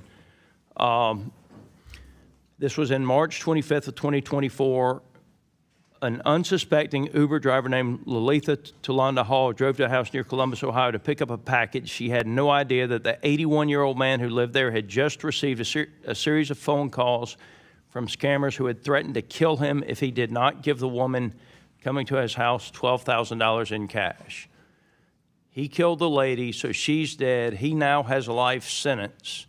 Are you aware of any action or investigation that the Justice Department has taken to pursue justice, to bring the scammers and put them and make them pay for what they did? I think you're referring to, Congressman, scam centers and scam compounds that are wreaking havoc on our citizens. I'm referring to this individual case. This lady was murdered, and a man now has life in prison. I can't speak to that individual case. I can tell you what we're doing generally if you wish, but as you said. No, sir, I want to bring that case to your attention. I think that we need to pursue that. Someone is dead, and someone else has life in prison. And it was the scammers that did it. My heart goes out to both families, but the scammers are the ones that need to pay the price. They're the guilty party here. Director Gabbard, you made a lot of changes at ODNI, changes that I think were necessary that I want to give you the chance to talk about. So what concrete steps in ODNI 2.0, what are they taking to address politicization, weaponization of intelligence, and unauthorized leaks, and how will these reforms help rebuild public trust in the intelligence community and help the United States of America? Thank you very much for the question, Congressman. I committed to all of you before taking this role that I would execute on that, to bring back ODNI's focus on its core mission, to cut the fat, to cut away any detractions away from that, and to ensure that our intelligence community was providing objective, timely, and relevant intelligence to the President and to policymakers. I conducted a ground-based review of the mission, the capabilities, and measuring effectiveness of ODNI, which resulted in a reduction of force by roughly 40% and a narrowing of focus and reorganization that consolidated and coordinated the experts within the ODNI in order to be able to deliver those effects. Leaking continues to be a prolific problem across the IC. We have and continue to implement tools and capabilities within the Zero Trust framework to be able to get after those leakers and refer them to the Department of Justice for investigation and prosecution. We've seen, we are continuing to focus on the issue of analytic tradecraft and the integrity of it, once again, to make sure that the analysis that's being conducted is not being colored by anyone's political or personal views on any issue. To that effect, we have and continue to conduct re-looks at different intelligence products that have been provided in the past. As the chairman mentioned, one related to anomalous health incidents, to identify politicization of these products in the past, and also make updates to intelligence community directives to ensure that these things don't happen again. Could you speak briefly to China's presence in the Caribbean and the Western Hemisphere? I'll be able to speak to this more in the classified setting, sir. Okay. Director Ratcliffe, I'm going to have questions for you there as well. We have not heard much about Haiti lately in the news, but it's very close to the United States. My understanding is that 1 in 4 Haitians, about 2.5 million people, now live in an area controlled by an armed group. Can you speak to what is happening in Haiti? Yes, sir. This was something that we talked about within the annual threat assessment. Haiti, along with Cuba, continue to be areas of volatility. Haiti, as you mentioned specifically, is being controlled by a gang, and we've seen increasing threats on U.S. persons within Haiti. These two countries continue to create challenges where, with increased instability, may be one of those drivers of increased migration flows to the U.S. All right. Thank you all for your service. Gentleman's time's expired. Now recognize Mr. Gottheimer. Thank you very much, Mr. Chairman. If I can start by talking about something I was disappointed in from the administration about comments made by members of the administration that Israel drew the United States into conflict with Iran, seeming to buy conspiracy theories that scapegoat Israel, while dismissing that Iran poses a persistent threat to America and our service members and diplomats in the region. While the president then clarified this is not the case and that America entered into a joint operations with our ally under our own accord, many still seem confused about what precipitated this conflict and the threat Iran posed to us directly. So if I could ask Director Ratcliffe just a couple questions, yes or no, if that's okay with you. Is the Iranian regime committed to America's destruction, in your opinion? Yes. Does the Iranian regime have American blood on their hands since its founding in 1979? Yes. Has Iran plotted assassination attempts against Americans on American soil? Yes. Was Iran developing a nuclear weapon prior to our military action last June? And did Iran remain committed to developing a nuclear weapon in the lead up to this conflict? Yes, so I want to clarify on that because there's been much talk about a fatwa against the development of a nuclear weapon. Can you come back to that 1 second? Let me finish yeah, these, and you that's bet. okay. If left unchecked, do you think Iran would have the ability to develop missiles capable of reaching the United States? Yes. Did Israel force the U.S.'s hand and make us take action, as some have claimed? No. Director Gabbard, do you agree with the CIA director's assessment on that last question in Yes. particular? Great. Do you want to go back to that point you want to make? Yeah, much has been made by some about a fatwa against the development of nuclear weapons. Notwithstanding the fatwa, what we know, and the intelligence community is in agreement on this, is that Iran possesses at least 440 kilograms of uranium enriched to weapons grade 60%, which doesn't have a civilian use. The only use for that would be the development of nuclear weapons. Thank you, Director. Director Gabbard, I want to raise serious concerns about your recent hiring of Dan Caldwell, a strict critic of U.S. foreign policy in the Middle East, who's argued that U.S. forces in the Middle East are, quote, more of a burden than a benefit, has claimed that Iran's nuclear program does not pose a risk to America, despite the IC's assessment to the contrary. Dan has also said that our relationship with Israel has no benefit to American national security. This follows the resignation of Joe Kent this week, a senior ally of yours who is a conspiracy theorizing white supremacist with a tattoo Panzer referring to Nazi tanks. He has made known his backwards opinions of Israel in his resignation letter, scapegoating them for U.S. intervention in Iran and Iraq. Director, what role do you anticipate Mr. Caldwell playing in shaping intelligence assessments or internal discussions related to Iran and Israel? And can you guarantee to this committee that no individuals in your leadership are undermining the objectivity of intelligence at this critical moment? Sir, my understanding is one of my elements sought to hire Dan Caldwell months ago for a purely administrative role that would not have any position over the intelligence analysis or assessments on any topic. Thank you. Director, as you know, the Iranian regime has been responsible for the deaths that we've talked about of scores of Americans since coming to power in '79. Iran and its terror proxies must be crushed. I've been clear on that point in the last weeks and throughout my time in Congress. I supported the decisive action taken on February 28th to remove key regime leaders and degrade Iran's ballistic missile and naval capabilities. However, I think it's really important the administration make its goals clear to Congress and to the American people. Director, were you in a meeting to discuss a possible strike on Iran?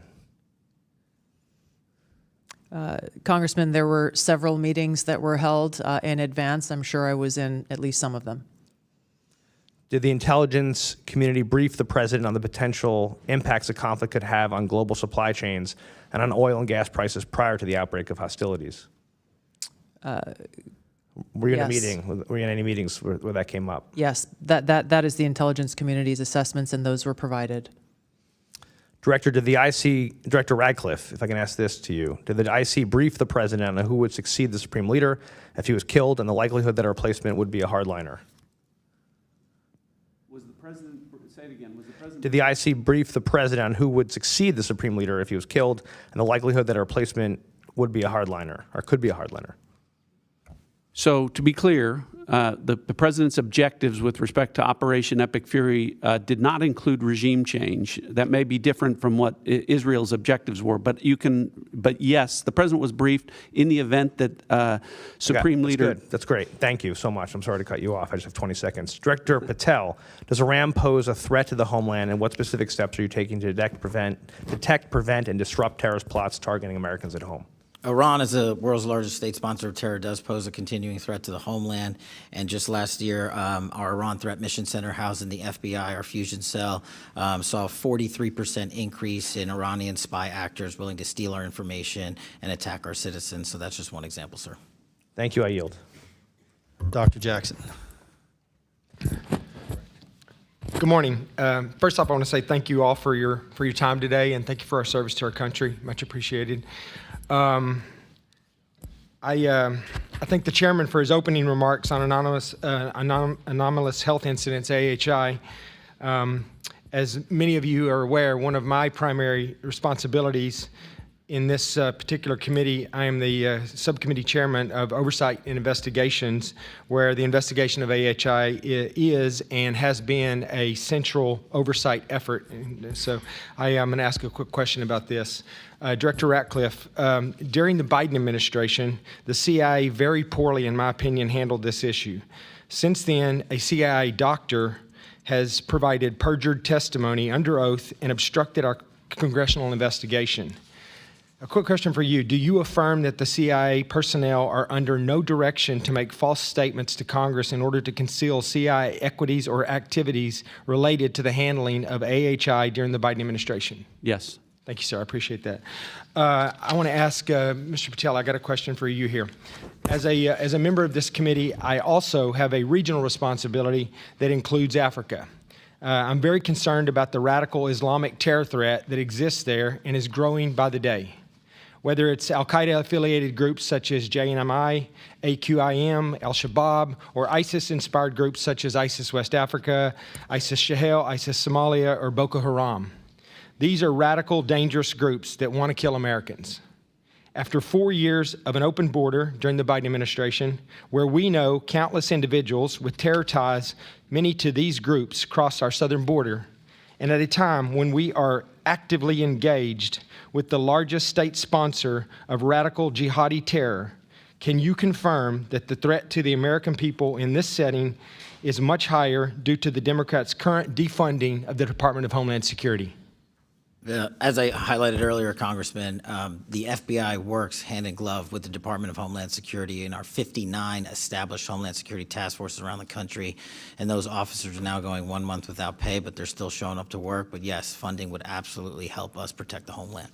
Thank you. I appreciate that.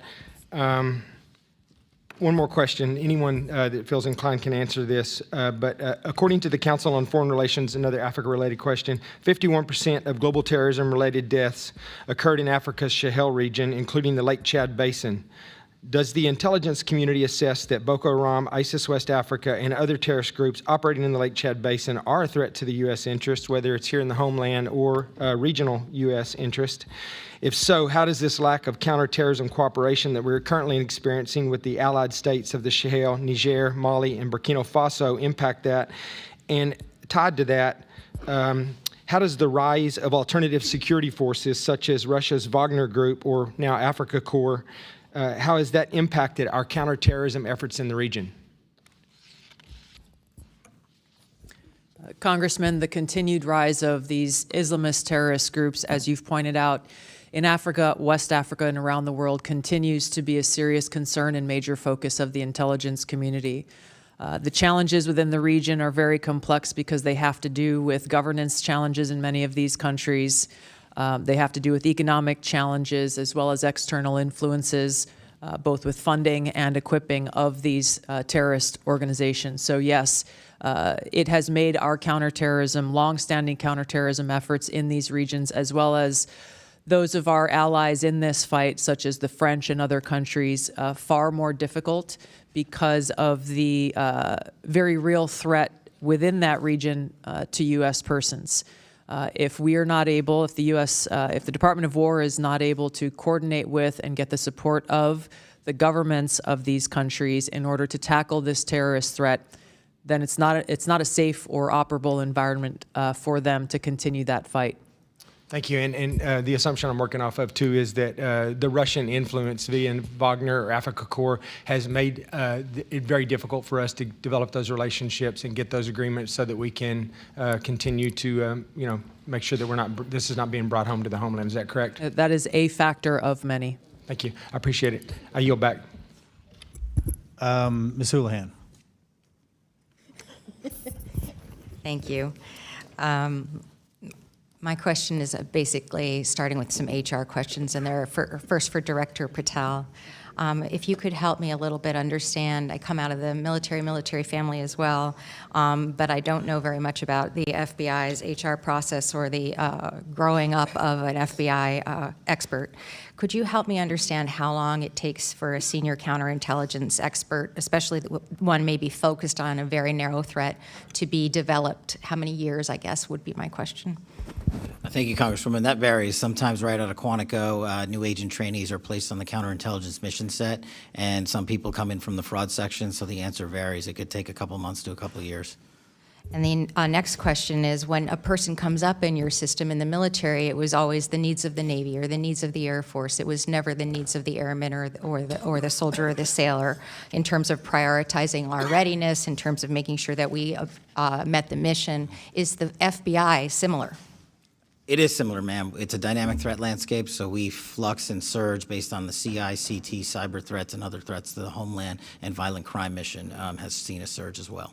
So my specific question is that there was a report that came out in February from CNN that the FBI had let go or fired dozens of agents and staff members from a counterintelligence unit tasked with monitoring Iran. And apparently the reason, at least reported in the press, was that these individuals had been involved in the investigation of classified document handling from President Trump at Mar-a-Lago, and that this was the reason why they were summarily let go. First of all, are you aware of those firings, and do you concur with the rationale or reason for those firings? I'm aware of that, and I know there's a pendency of litigation, so I'm not able to comment on them. Did you yourself order those firings? The FBI, every time there is someone who violates our code of conduct or ethical standard, conducts an internal investigation with the careers there, and they present a decision point to me. The Iranian Threat Mission Center has seen an increase of 43% in arrests for Iranian spy actors. So the Iranian Threat Mission Center has never been stronger. So I'm asking about whether those people were fired because they were involved in the investigation of the document handling by President Trump, not for any behavior issues. Is that your understanding as well? Again, ma'am, I can't comment on them because those are in pending litigation. I guess I'm a little stymied here, Director, because it feels as though literally when there was a possible pending war, I'm outside of this intelligence circle in many ways, even though I serve on the Intelligence Committee. You collectively must have been aware when these firings happened that there was a meaningful chance that the U.S. might be engaged with a war in Iran. And having these very expert, super qualified folks summarily dismissed at this time, it just feels like an odd choice in timing. Were you aware at the time that this was going down, that this may end up weakening the mission and the readiness of that group? The mission, as I stated, has never been stronger when you see a 43% increase in counterintelligence arrests and 21% increase in cyber arrests against the Iranian Threat Mission Center. My focus is on providing the American people the strongest FBI as possible. I don't work on timelines. I work on evidence that's presented to me. I guess my concern is that it feels as though, and I very much honor the tone and tenor of this hearing, that this is about making sure that that we depoliticize what is the most important thing that we all do, which is keep us safe. And it feels as though this issue is a political issue. And I just am worried that we are taking really good, really qualified people and picking fights with one another across party lines, rather than making sure that we protect ourselves and keep ourselves safe. With the remainder of my time, Director Gabbard, I have a question regarding the fact that the Secretary of the Treasury loosened restrictions this week on Russian oil exports, and now the Russians are able to sell oil again. Did the IC assess that clearing the way for increased Russian oil sales would benefit Moscow, possibly? I don't believe there's been a formal IC assessment on this topic yet, as it is underway. So I would highly encourage that, because it feels as though by easing these sanctions, we are directly providing the Kremlin with revenue, the revenue that will be used directly to kill Ukrainian soldiers, and an increased likelihood that Putin will be successful in his war with Ukraine. I thank you for your time, and I yield. Ms. Wagner. I thank you, Mr. Chairman, and I want to thank our witnesses for being with us today. As we sit here in Washington, Our armed forces and our intelligence assets are engaged in conflict with the world's largest state sponsor of terrorism, Iran. A radical, ruthless, and murderous regime that has killed and maimed thousands of United States troops and citizens over the past 50 years. CIA Director Ratcliffe, can you elaborate for the American people on the threat that Iran posed to our American personnel in the region prior to Operation Epic Fury? To the extent you can in open hearing. Sure, Congresswoman, happy to address that. I think is well documented, and as you've encapsulated, Iran has been a constant threat for the last 47 years. Hundreds, if not thousands, of Americans killed, certainly thousands of Americans maimed as a result of activities of Iran and its IRGC over the years. But particularly, no cessation with respect to the threats to U.S. interests and forces in the region, not just from Iran, but from its proxies, from Iraqi militia groups like Kataib Hezbollah, Lebanese Hezbollah, Hamas, the Houthis, all of these proxies, if you will, of the Iranian regime, funded by the Iranian regime, committing assaults and attacks on American interests persistently. So they did pose absolutely an absolute threat. A constant and immediate threat at all times. Thank you. General Adams, as Director of the Defense Intelligence Agency, can you inform the American people about the threat our armed forces have eliminated thus far? Yes, ma'am. Representative Wagner, thanks for the question, and I will like to go in detail. I'm going to cover a little bit here. We will be able to cover more detail in the classified session, but the goals that the President has set out and that have been accomplished and executed by the Central Command were aligned along the DNI's discussion earlier.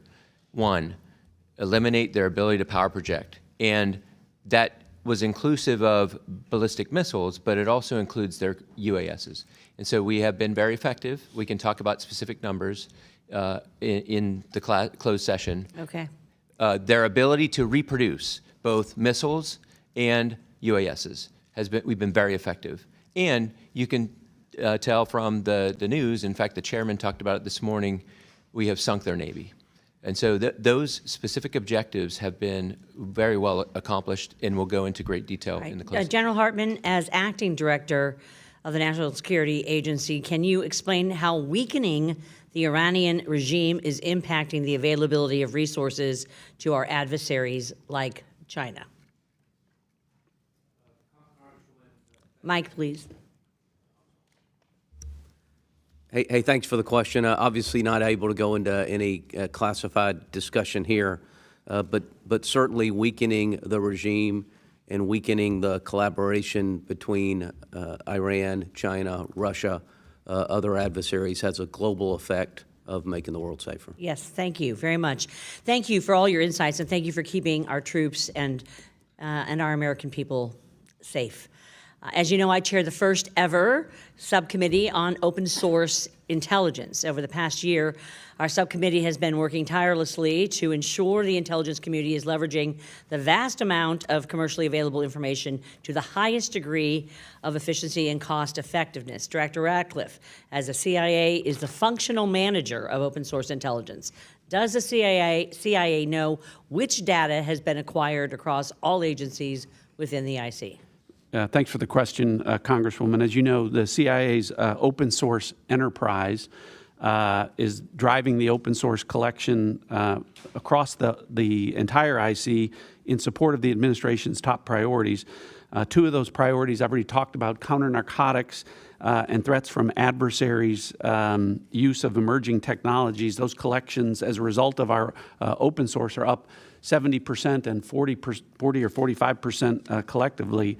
The CIA does lead the IC in pioneering new uses of AI to extract insights from the vast amounts of open source data that are there that we then share with analysts, warfighters, everyone across the IC. I thank you. My time has expired. I have a lot more questions dealing with open source that we will do in closed session. So I thank you. I yield back, Mr. Chairman.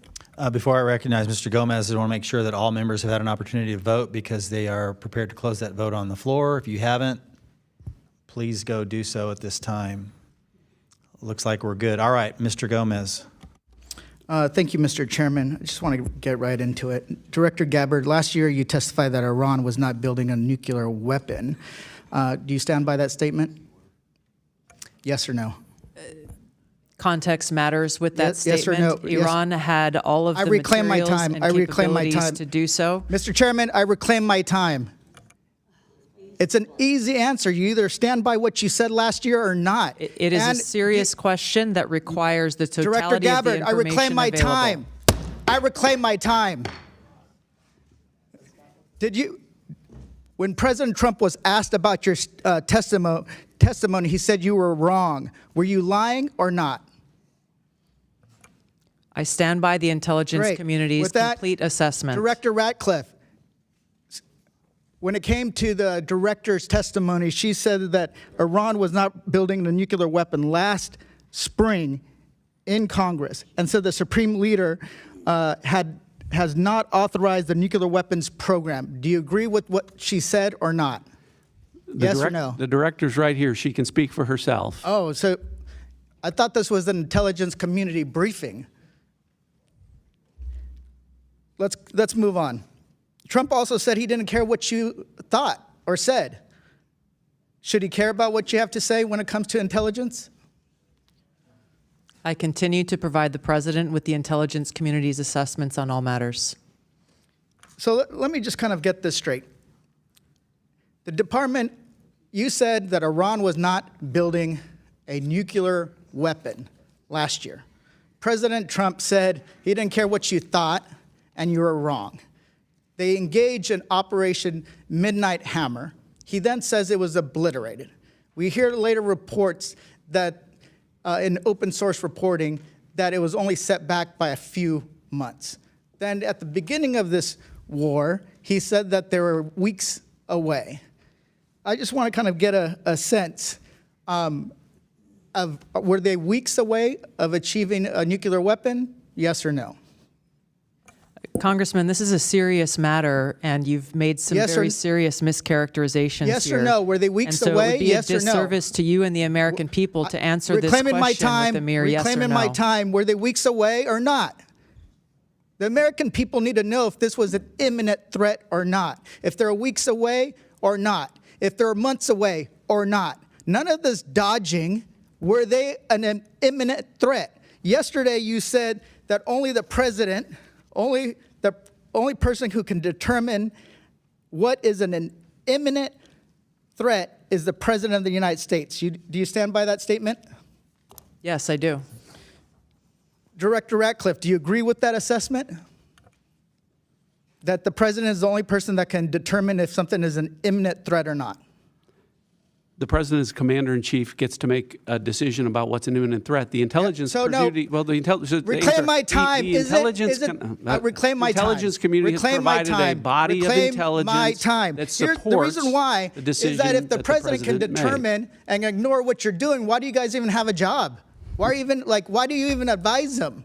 So you're saying tomorrow the president of the United States can say China is an imminent threat, and then he can take his own. No matter what the intelligence says, he can take his own action. So that's what you're basically saying. Okay, let's go on.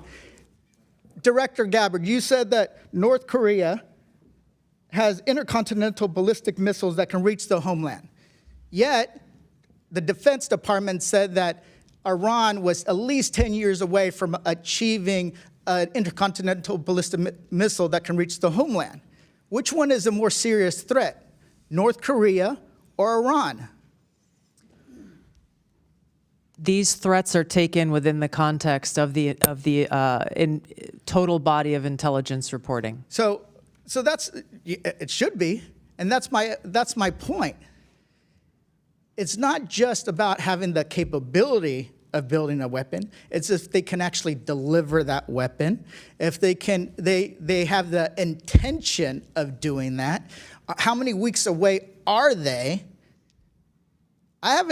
We haven't heard that there were weeks away. We haven't heard that there were months away. But that's what we're waiting for. Imminent, to me, means is that they're mobilizing troops. They're moving things into position, artillery. They're getting ready to attack. But everything that we've heard is that this is not the case. Gentleman's time has expired. Mr. Klein. Thank you, Mr. Chairman. Thank you all for being here and for the work you do. It's a marvel that just 1 year of strong leadership from the White House has shifted the conversation in this room from that of appeasement and passivity from the Biden administration to that of American strength brought about by the doctrine in Venezuela and Operation Epic Fury in Iran. And it's not lost on me that as we sit here, we have one side of the dais talking a big game on threats, and yet they're unwilling to even fund our Department of Homeland Security. I want to thank President Trump's leadership in each of your efforts. Because of your efforts, Americans are safer today with 2 less despots to deal with. Nevertheless, there remains work to be done. While Venezuela and Iran are in decline, aggression from adversarial nations like China and Russia and near constant threats of terrorism and cyber warfare continue to persist. The Chinese Communist Party in particular remains a top adversary that routinely deals in bad faith, and this was highlighted most recently by White House Office Director of National Drug Control Policy, Sarah Carter, when she delivered recent remarks in Vienna saying, quote, "We know that China's weak export controls and lax enforcement allow its chemical industry to foster friendships with the drug cartels. At the same time, China's overly effective controls over rare earth minerals wreak havoc on legitimate industries," end quote. Of course, we're now seeing reports of a new synthetic opioid called cyclorphene that is said to be 10 times more potent than fentanyl and undetectable on fentanyl test strips. As you know, President Trump may meet with President Xi in the near future, where trade and export controls will most certainly be discussed. Director Gabbard, what is your assessment of the quality and quantity of AI compute that China can indigenously manufacture? The majority of this question should be addressed in a closed hearing. The intelligence community's assessment is that China continues to rapidly advance its AI capability. Do you assess that export controls on semiconductor manufacturing equipment and AI compute have been effective, slowing the development and deployment of Chinese AI? The intelligence community's assessment is that one of the effects of those export controls is China has increased its focus on developing its own organic capability. What do you assess would be the economic and national security impacts if the U.S. decided to loosen export controls and allow the sale of NVIDIA Blackwell GPUs or large numbers of H200s to China? I don't believe there is an intelligence community assessment on that specific scenario. I think that these national security implications should be weighed heavily when conducting these talks, considering that fentanyl overdoses are only down in the U.S. thanks to the President's leadership in securing our borders and taking the fight directly to the cartels in our hemisphere and not the empty words and actions of the Chinese Communist Party. Our adversaries are constantly conducting cyber operations on U.S. government and private sector networks to steal information and money or conduct disruptive cyber attacks. We've just been tracking the Chinese Typhoon actors for several years. And just last week, the Wall Street Journal reported that Salt Typhoon actors, which were responsible for targeting U.S. telecom, may have accessed sensitive FBI networks. I may have more to follow up on in the closed session. For now, I want to discuss how the overall U.S. government posture is going to change based on President Trump's cyber strategy, which was released last week. Been frustrated for some time about the unwillingness of prior administrations to decisively take action, including the use of offensive cyber operations. Director Patel, beginning with you, what can we expect from the FBI moving forward to be more aggressive on both defensive and offensive cyber activity? Thank you, Congressman. So as you stated, the President just launched a new national security cyber strategy, and within that is what the FBI just launched 60 days ago. It's the most comprehensive cyber program we've ever put out called Winter Shield.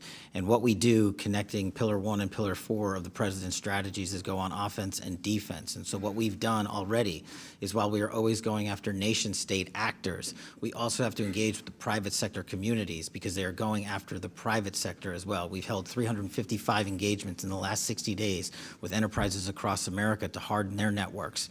And as you recall, just a couple of months ago, our banking infrastructure was hit by a ransomware attack from overseas. In one weekend, the FBI disrupted and kicked off every one of those bad actors from that network, saving the American people their valued billions in those bank vaults. So this is some of the things we're doing, but we need constant engagement with the private sector. Great. General Hartman, what efforts are underway at NSA to bolster intelligence collection and threat detection in coordination with other federal agencies to target adversary cyber operations? Congressman, thanks. Briefly. Significant effort to really focus our cybersecurity director, working very closely with Director Patel and our Cybersecurity Collaboration Center, which has thousands of analyst-to-analyst relationships with private organizations across the country.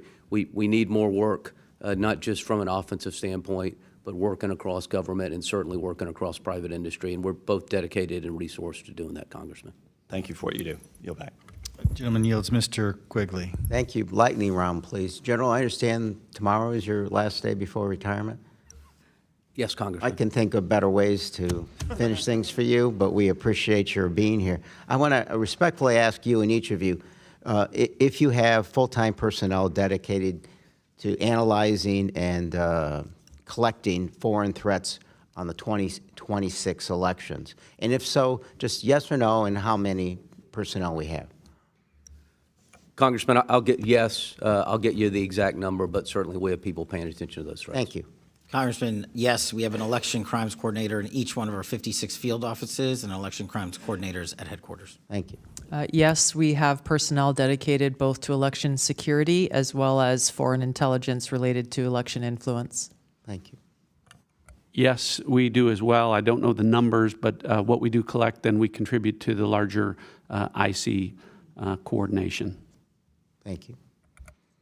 Representative Quigley, we do not, to my knowledge, have anyone at DIA on that topic. A question again for all of you. Well, first, Director Gabbard, you've seen the reports about whether or not Russia has helped Iran in targeting in the current war in Iran. Can you confirm that, or is that something we're going to save for a closed session? We'll save that for the closed session, sir. But within that context, on CNBC, Steve Witkoff said on a recent call with President Trump, Russian leaders deny they were sharing this target information, shock, surprise, all that they would do that about U.S. military assets with the Iranians. Mr. Witkoff said, so you know, quote, we can take them at their word. Let's hope they're not doing this. Just from your own sense, and for many of you who have been fighting in the Cold War for a long time, a long lost sense of a Reagan doctrine, just General, it is your sense that you can take Putin at his word on anything involving military, diplomatic, or intel assessments? Hey, Congressman, from an intelligence standpoint, we don't take anyone at their word. From a foreign standpoint, we execute intelligence operations to provide that information to decision makers. I appreciate that. Mr. Patel, Director. I agree with the General.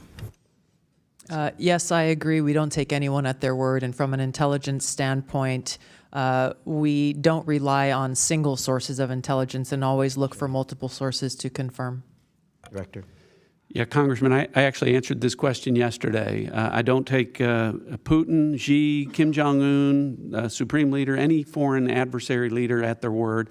Rely on our intelligence to reflect what those adversaries are actually doing. General. We absolutely do not take any of those enemies at their word. Can I get a hallelujah?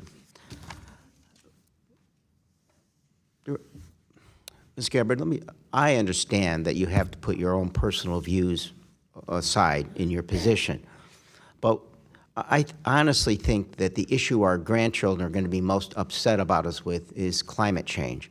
So, you know your quote, and when you talked about climate change as a member, it threatens the safety and security of the planet, especially in places like Hawaii, where we are already experiencing its devastating effects. But respectfully, it's not in worldwide threats. Used to be in worldwide threats.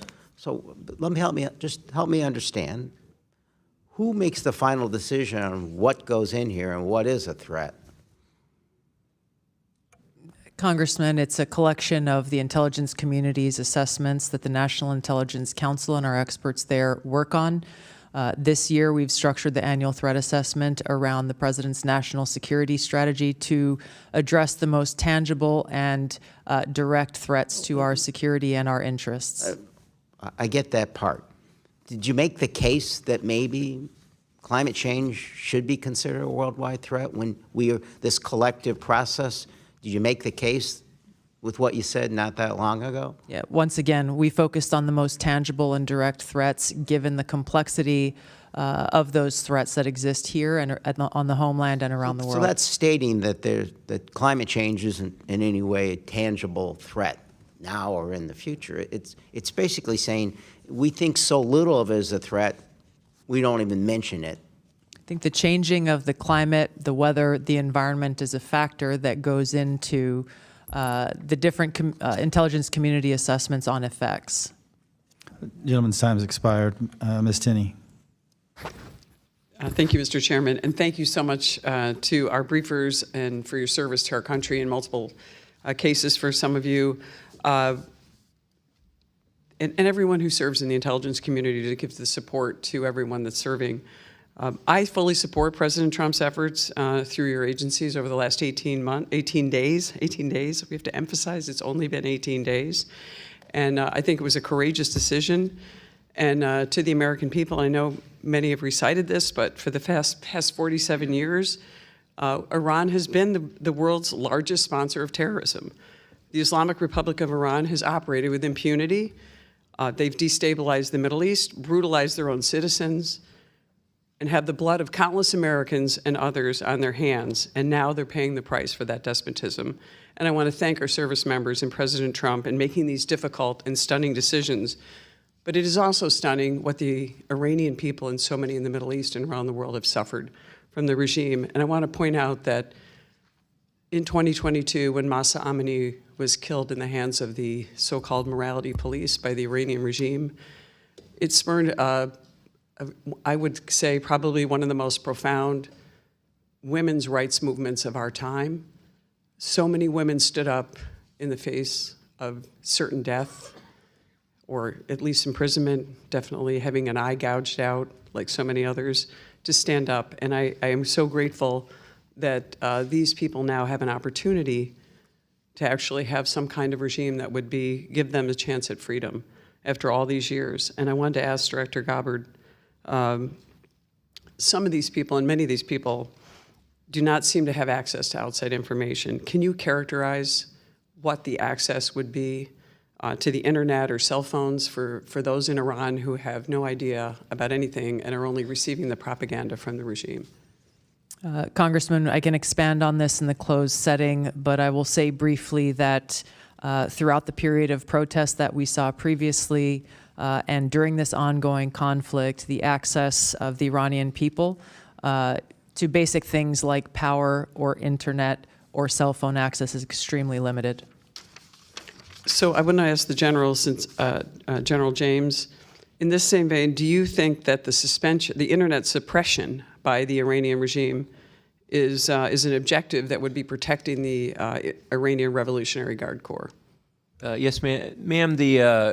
It's a TTP, and we will go into in great detail in the classified, but it's definitely a TTP to maintain control. Thank you. I appreciate that. I look forward to that. I want to turn to the northern border, which I represent, most of the northern border with the state of New York. Across the Lake Ontario shoreline, we know that many on the foreign terror watch list. In 2024, 358 suspects were found and arrested on the northern border. Fiscal year 2025, that number has been reduced to 307. I wanted to ask Director Patel, how would you characterize the type of those types of people that you have obtained, arrested, or encountered on the northern border? Cartels, Islamic terror, organized crime? How would you characterize those people, if you can? Thank you, Congresswoman. With the solidification and reinforcement at the southern border, the northern border has become a target of opportunity for foreign terrorist organizations, cartels, those that wish to conduct espionage activities, basically all of the above. How would you characterize the partnership of our Canadian friends to the north and their willingness to stop these individuals, especially in the last year or so?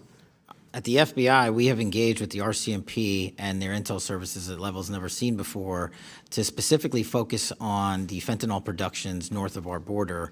The cartels have shifted their operations to produce the lethal fentanyl that kills so many Americans. So that's one example where we're focused and locked in with our partners north of the border. Thank you very much. I appreciate that. One last thing I just wanted to ask. Upstate New York is now the new home to Micron, one of the world's 3 leading memory manufacturers and the only U.S. leading memory company. Memory produced at Micron is an integral component of the GPUs used to train America's dominant frontier models. I'd love to find out, Director Ratcliffe, what would be the economic and national security implications if China were to catch up on the U.S. on memory, GPUs, critical minerals, all those things that go into everything leading up to this, including the advent of AI? Well, what you've seen, Congresswoman, is that when China can take advantage of things in the supply chain like critical minerals, they'll do that. This is particularly problematic in the area of all emerging technologies, and AI in particular. Obviously, whoever is dominant in the technology fields in the future will dictate the rules in the international marketplace. It would be devastating if China were ahead of us. Thank you. I appreciate it. I yield back. Mr. Cohen. Thank you, Mr. Chair. Director Patel, you had a question from Dr. Jackson about the shutdown we're in now with Homeland Security, and I believe you said that this would be harmful to America because of the threat from Iran. Is that correct? Do I recall that correctly? Generally, yes, sir. How many days before we invaded Iran did you know we were going to launch an invasion? We can get into those details in a classified setting, but I work with my colleagues across the spectrum here to give me advance warning so that we can reinforce. Was it 2 days, 3 days, a month? It was sometime before that, sir. Sometime before that. So you had not. With that knowledge, why did you fire at least a dozen agents in Counterintelligence Unit 12 that specializes in Iran counterintelligence, which makes us much less secure and safe with this war going on from Iranian attacks potentially against our country? As I said earlier, Congressman, I don't work on timelines when these terminations occur. There are internal investigations conducted by the careers at the FBI that highlight unethical or inappropriate conduct, and it's up to me to make the decision. But our Iran Threats Mission Center has never been more resourced, as I've highlighted, a 43% increase in counter-espionage arrests from Iran alone, and 360 ongoing terrorism investigations with Iran-affiliated individuals. And the people you fired, those 12 people, they were experts on Iran, were they not? I don't believe so. They worked in counterintelligence, did they not? I'm taking you at your word, sir. I'm not familiar with every You're the single chief word. director. I'm not. You should know the answer. You fired the people. Where did they work? People were terminated for violating their ethical obligations and the high standards that Was the we ethical have. violations that they dealt with the case of the classified documents that were found at the bathroom in Mar-a-Lago, was that the ethical issue? As I said earlier, all those matters are pending litigation, so I'm not going to comment on them. Director Gabbard, are you familiar with CI-12? I'm not, Congressman. Okay. Let me ask you this question.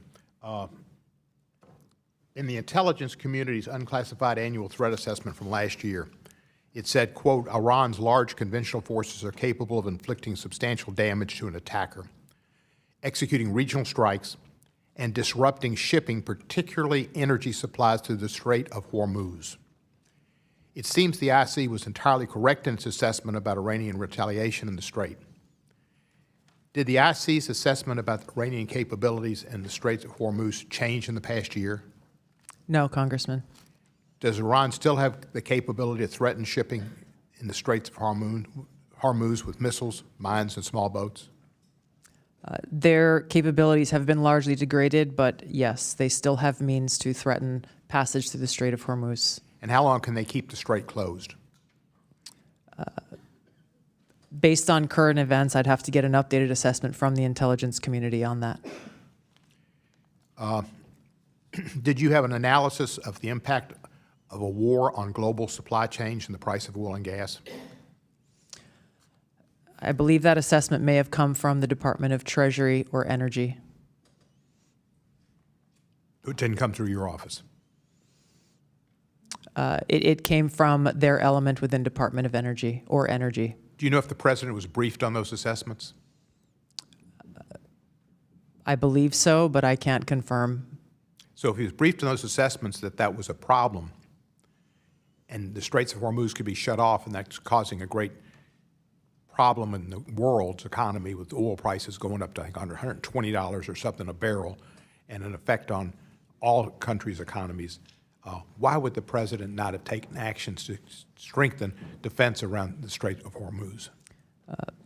All I can say is that the president ultimately is responsible for making the decisions based on the totality of information and intelligence that he has available to him. The intelligence that he has available to him, that's a scary thought. Does the IC know where Iran's enriched uranium is? The IC has high confidence that we know where it is. And can you tell us that in classified? We can speak more about this topic in the classified setting. Okay. Could it be, we have methods of destroying it? This is a conversation for a closed setting, sir. Do you have any idea what the purpose of the Marines being sent, the units that are being sent over there, is the idea that we will put troops with boots on the ground in Iran? ODNI and the IC is not involved in the operational planning and movements of the Department of War assets. Thank you. I'll be very honest with you. When you made your original comments, it was kind of scary because of all the craziness that goes on in the world. I can't wait for the classified setting. Thank you. Mr. Perry. Thank you, Mr. Chairman. It's good to see some old colleagues. I'm going to start, and thank you for your service, gentlemen and ma'am. I'm going to start with General Hartman, General Adams. Do you know how many days it's been since Russia went into Ukraine? I'll answer it for you. It's 1,480. Do you know how much money the United States government has spent, the taxpayers have spent in the war in Ukraine? I'm going to round it for you. It's about $200 billion. I mean, maybe it's a lot more, maybe it's a little less. It's hard to tell around this place. To the best of your knowledge, was Russia an imminent threat to the United States when they went into Ukraine, to the best of your knowledge? Sir?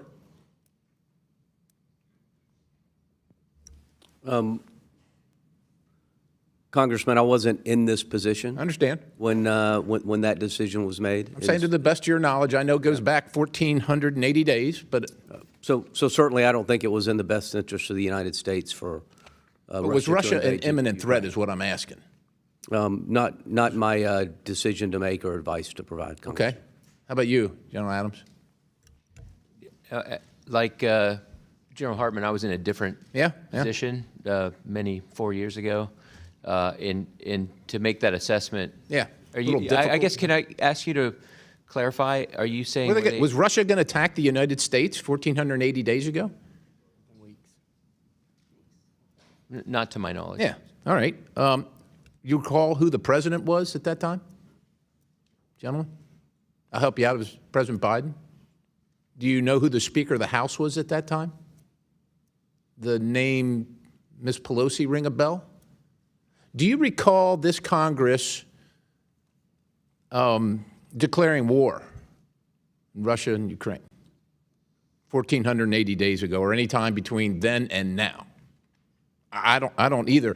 Do you know, gentlemen, how many American service members have been killed or maimed attributed to Iran, the IRGC, their proxies, et cetera, roughly? Any idea? Could we say probably 1,000 killed, if not 10,000, over 10,000 killed and maimed? Probably a reasonable assessment. You know how many uniformed service members have been killed by Russia in the last 1,480 days? American uniformed service personnel? I'm just asking. I don't know of any, but do you know of any? It just seems to me that there's almost like a political narrative being constructed here, and I just want to, point out this. It seems like a bit of an irony. I'm going to go to the director of the FBI. It's good to see you, Mr. Patel. Crossfire Hurricane, Round River, Plasmic Echo, Arctic Frost seem to have emanated from the Counterintelligence Division of the FBI. Is that a reasonably correct assessment, generally speaking? Generally speaking, Congressman, I want to be careful here because there are a number of ongoing investigations. I understand. There's a filing system that prohibited, with prohibited access. Is it possible that that politicized investigation and filing system violated Sixth Amendment rights to the discovery and Congress's Article 1 oversight authorities, if possible? Without giving you a definitive answer that rests with the DOJ, let me just talk about prohibited case files real quick. Sure. Prohibited case files are basically files that prior directors had created to essentially hide what was going on. They do not exist in our Sentinel systems. They do not exist anywhere. And if you search for that specific case, it won't even come up, which is why I, as the first FBI director to do so, have terminated prohibited case files. And as you know, I'm wed to constitutional oversight here at Congress and have delivered 50,000 pages, which is 400% more increase than my two predecessors combined. Director, would ensnaring individuals or organizations based solely on their political affiliations or viewpoints be a potential violation of the Fourth Amendment? I believe so. Have any of the personnel associated with these activities, and I understand that investigations may be ongoing, have they been removed from duty pending the outcome investigation? Yes, many have. Okay, moving on. I'm concerned about a lab that was found in a clandestine Chinese biolab that was found in California, and then one that was found later in Las Vegas. Yeah, Nevada. And I'm wondering, are you concerned about a lack of vision or imagination in agents that solely work on a case and can't see that China has the capability and the impetus to do these things all around the country and things like those things? And have you done anything about changing that training or that operational conduct of agents? I can only speak to what I've done, and this FBI is keenly aware of it. We're the ones that figured it out, not just in Las Vegas, but places like Michigan, where we arrested multiple individuals who were pretending to be researchers at the University of Michigan while bringing in lethal pathogens and trying to steal our trade secrets and our agricultural secrets, which is national security. So this FBI is laser focused on the Chinese threat, especially related to biolabs and agricultural theft. Appreciate the response. I'll yield the balance. Mr. Fallon. Thank you, Mr. Chairman. I would be remiss if I didn't mention Operation Absolute Resolve and the arrest and capture of Nicolas Maduro and his wife. It was incredibly complex. It was bold. It was unprecedented. It was a wild success. It really harkens thoughts of Raid on Entebbe 50 years ago, except this actually remarkably exceeded that in its success. It was historic, and it altered undeniably the geopolitical landscape in the United States' favor. So our military and our IC should be lauded, and I want to offer a hearty and deserved congratulations to all of you that are testifying before us today. Thank you. Director Ratcliffe, I want to just visit with you a little bit. First, I do want to take a point of personal privilege. I attended Coach Holtz's funeral Monday. He was very proud of you. How long has Iran been pursuing a nuclear weapon, Director? Congressman, let me respond. I appreciate the kind remarks, and I also want to congratulate the people of the 4th District of Texas for getting a lot better representation than they ever did from the guy that was previously in that seat. Notwithstanding, as I talked about, a fatwa that was issued, I believe, in 2004, Iran has had a dedicated nuclear program beyond civil limits for the development of nuclear weapons. They currently possess at least 440 kilograms of highly enriched uranium at 60% weapons grade that would be capable of putting together 10 nuclear weapons. Director, what nation state has achieved 60% enrichment and then not produced a nuclear weapon? I'm not aware of any. There's none. You get to 60%, there's a reason you're at 60%, because you are pursuing nuclear ambitions. So we have sanctions have been imposed in the past, and yet that pursuit continued. Their economy was teetering, the pursuit continued. Their people were suffering, the pursuit continued. Under the Bush, Obama, Trump 45, Biden now, Trump 47, that pursuit continued. Then last June, Operation Midnight Hammer. Nuclear program was dealt a significant setback. But not only that, the autocratic, illegitimate regime in Tehran witnessed firsthand that the American resolve under this administration should be taken very seriously. I want to read you a few quotes. Iran will never be permitted to build a nuclear weapon. Barack Obama, 15. The message to Iran should be loud and clear. We will never allow you to acquire a nuclear weapon. Never. Hillary Clinton. Iran will never get a nuclear weapon on my watch. Iran can never develop or acquire a nuclear weapon. Joe Biden. Make no mistake, as president, I will never hesitate to take whatever action is necessary to defend American forces and interests from Iran. Kamala Harris. So last June, we have Midnight Hammer. And not only did they see the resolve, they saw that we were committed to actually taking action and not just the words this time. And even after all of that, did they abandon their pursuit and their nuclear program? They absolutely did not, Congressman. I think you point out the success of Operation Midnight Hammer is that one of the things that we assess in the intelligence community broadly is that since that operation, Iran has been unable to enrich a single kilogram of uranium to 60% since that operation. But as you correctly point out, Congressman, notwithstanding that, our intelligence is also clear that they have not lost their ambition, and that the activities to rebuild or reconstitute their nuclear facilities and centrifuges is something that the intelligence, there's a body of intelligence that I think confirms that. Then we had 8 months of negotiations and attempted diplomacy. They proved fruitless, and yet the pursuit continued. And then, Director, is there any intelligence or evidence that the Supreme Leader and his thug mullahs, after all that, at the beginning of this year, were going to finally stop their pursuit of their nuclear weapon in their program? No. So we have some folks here that are splitting hairs about imminent threat. You know what? Was it a grave threat, Director, in your opinion? Nuclear weapons are a grave threat in the hands of religious ideologues. 60% enrichment. No nation state that achieved that hadn't produced a nuclear weapon. We can either talk about it, kick the can down the road, and let them get a nuclear weapon and get danger close to it on the precipice, or we can take action now, and this is what this administration chose to do. Thank you, Mr. Chairman. I yield back. Mr. Stubbe. Thank you, Mr. Chairman. Every day, the brave men and women of our intelligence community, armed forces, and federal law enforcement work to protect our homeland from a constant and evolving array of threats. But since Democrats chose to shut down the Department of Homeland Security, those threats have grown more acute. Our country has already experienced 4 terrorist attacks since the shutdown began. The consequences are no longer hypothetical, they are unfolding in real time. At a moment when the global threat environment is intensifying, terrorist organizations are resurging, and adversaries continue to encourage violence against Americans. Congress should be reinforcing our defenses. Instead, Democrats have sidelined the very department responsible for keeping the homeland safe.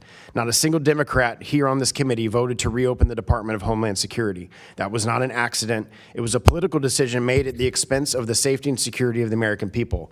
As threats to our homelands rise and our enemies grow more emboldened, this decision has has weakened our defenses and replaced action with dysfunction.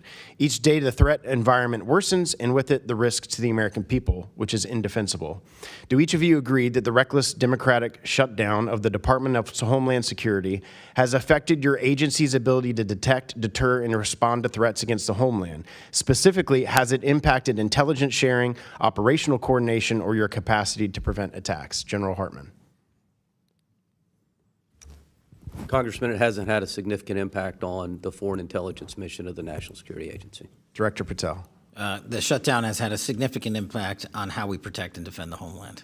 Director Gabbard. This has directly affected the intelligence elements within the Department of Homeland Security negatively. Director Ratcliffe. I would agree with the Director of National Intelligence. General Adams. No significant impact on the Defense Intelligence Agency and the foreign threat that we analyze. So, Director Gabbard, you, in your opening statement, talked about the threats to the homeland and the changes that you've made as it relates to the border and the changes that the president has made. After 4 years of open border policies under President Biden, during which cartels and gangs expanded their operations into American cities, what specific actions has ODNI taken to disrupt these criminal cartels and networks and stop the fentanyl poisoning and murdering U.S. citizens? Thank you for the question, Congressman. We've taken several actions to be able to get after this threat that the president made a priority. Number one being making historic shifts in intelligence collection towards addressing this threat.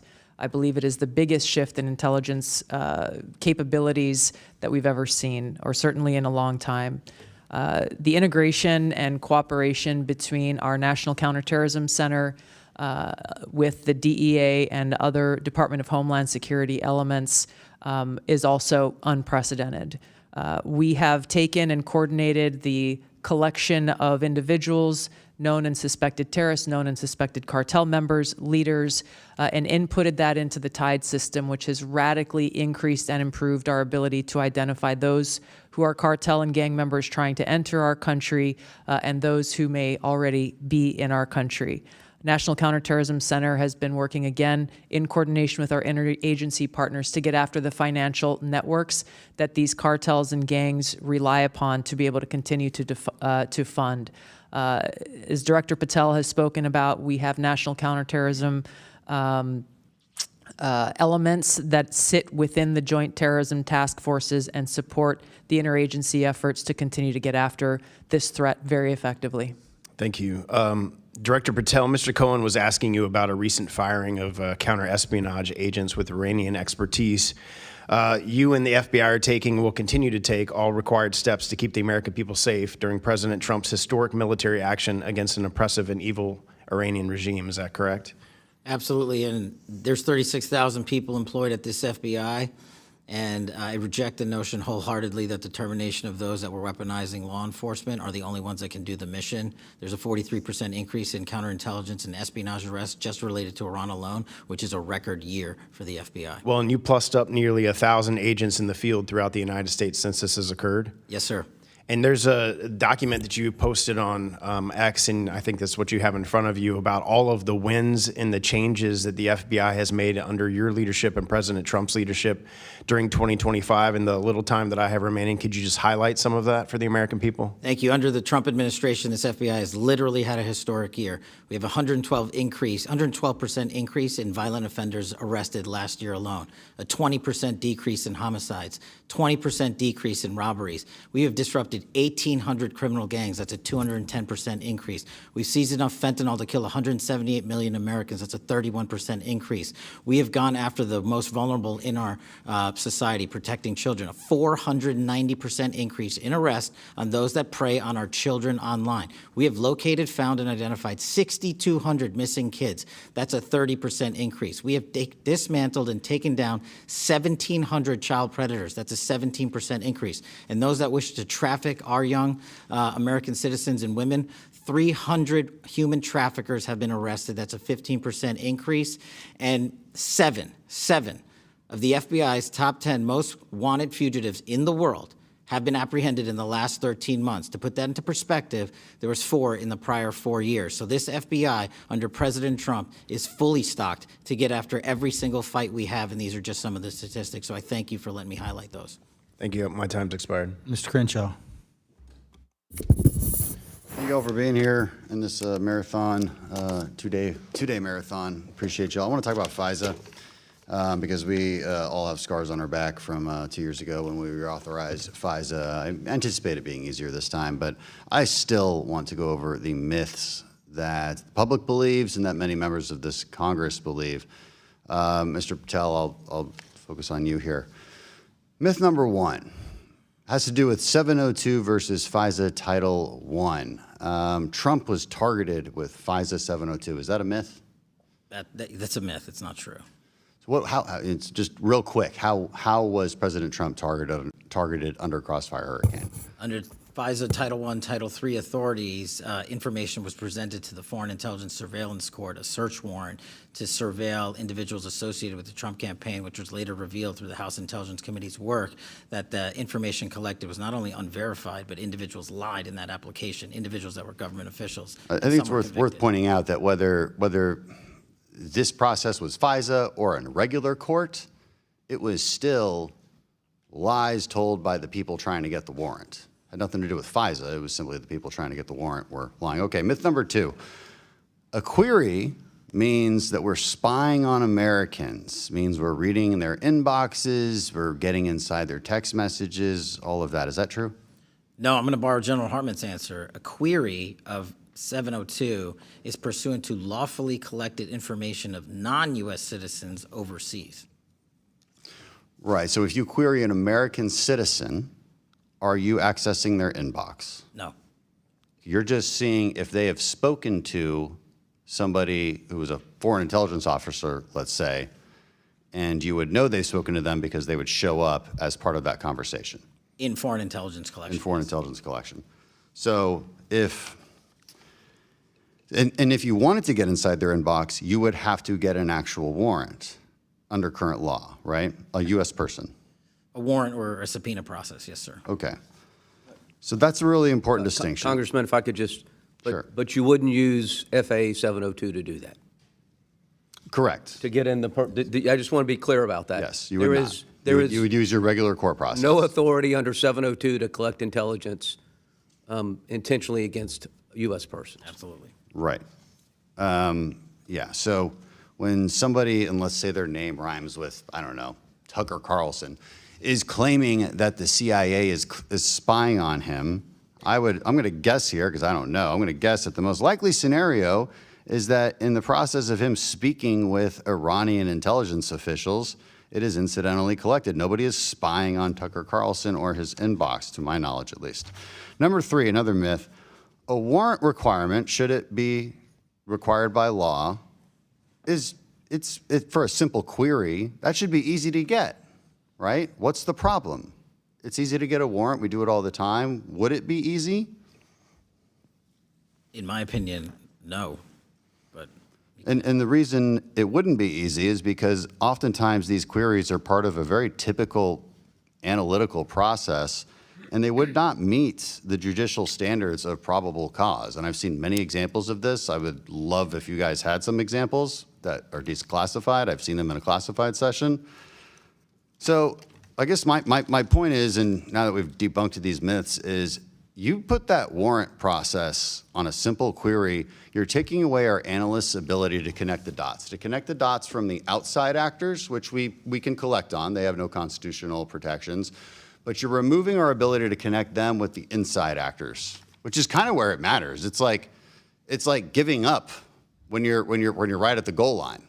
That makes zero sense to do, and that's exactly what this would do.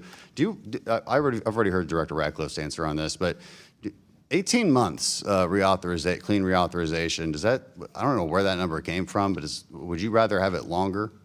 as Director Ratcliffe said, I'd like 5 or 10 years. Okay, me too. We went over that really quickly and well. I yield back. Thank you. Mr. Hill. Thank you, Chairman. Thank you, panel, for being with us this morning. And let Let me start with Director Gabbard. You've heard from Mr. Stubbe, you've heard from Admiral Jackson, you've heard from Ms. Tenney, all this aspect of who we've encountered at our borders, north and south, and during the Biden administration with the open border that has been overly discussed today at length. There's this known and suspected terrorists, and I want to congratulate the Trump administration for getting, I think, 1,300 people identified out of the country under your 13 months, so congratulations on that. But for 3 years, in both classified and unclassified sessions here, I've raised this issue that we don't have the data and we don't track it in a fused way, meaning Border Patrol, TSA, FBI and follow-up, DOJ and prosecutions. And we don't really have that at our fingertips for oversight purposes. And I asked you at last year's Worldwide Threats, would you commit to helping us achieve, as the ODNI, that fused data? You agreed, but it was only 3 days ago I got that commitment from you in writing. So let me ask you again, can you help drive that process across the bureaucracy to get that regularly provided to the intelligence committees? Sir, thank you for the follow-up on that. We have continued to work to improve that consolidated use of systems that will better help us identify who is in our country, who are known or suspected terrorists, to include those who are members or leaders of cartels and gangs and drug traffickers. And we're continuing to pursue that, particularly with the Department of State and their screening and vetting practices, as well as the Department of Homeland Security's. I will say that there has been a drastic improvement in our own screening and vetting systems, and that coordination is occurring, but there are still some silos that need to be broken down.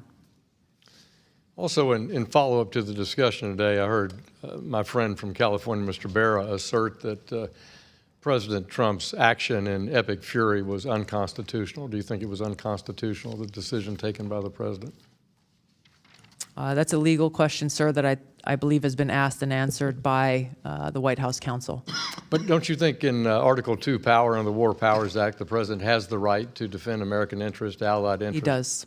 And he can do that for 60 days. And did the president and you consult with the Gang of Eight in Congress before the president took military operations? My understanding is the Secretary of State fulfilled that responsibility. Yeah, I think that's clear. I don't recall President Obama, for example, declaring war for 7 months of operations in Libya. So I think there's a lot of hypocrisy here as we try to defend American interests. Mr. Klein asked you about and made a good comment, I thought, about, and he talked to Director Patel about this, on this issue of winter shield and doing a better job of coordinating offensive and defensive cyber here in the homeland.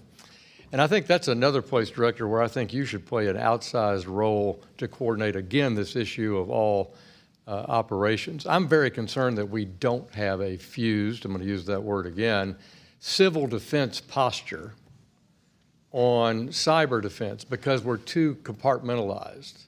We're too siloed between who's with the military and not with the military, who's got classifications and who doesn't. Would you work with me on trying to design a way for our governors, our private sector, the FBI to work better on countering state actors in our private sector?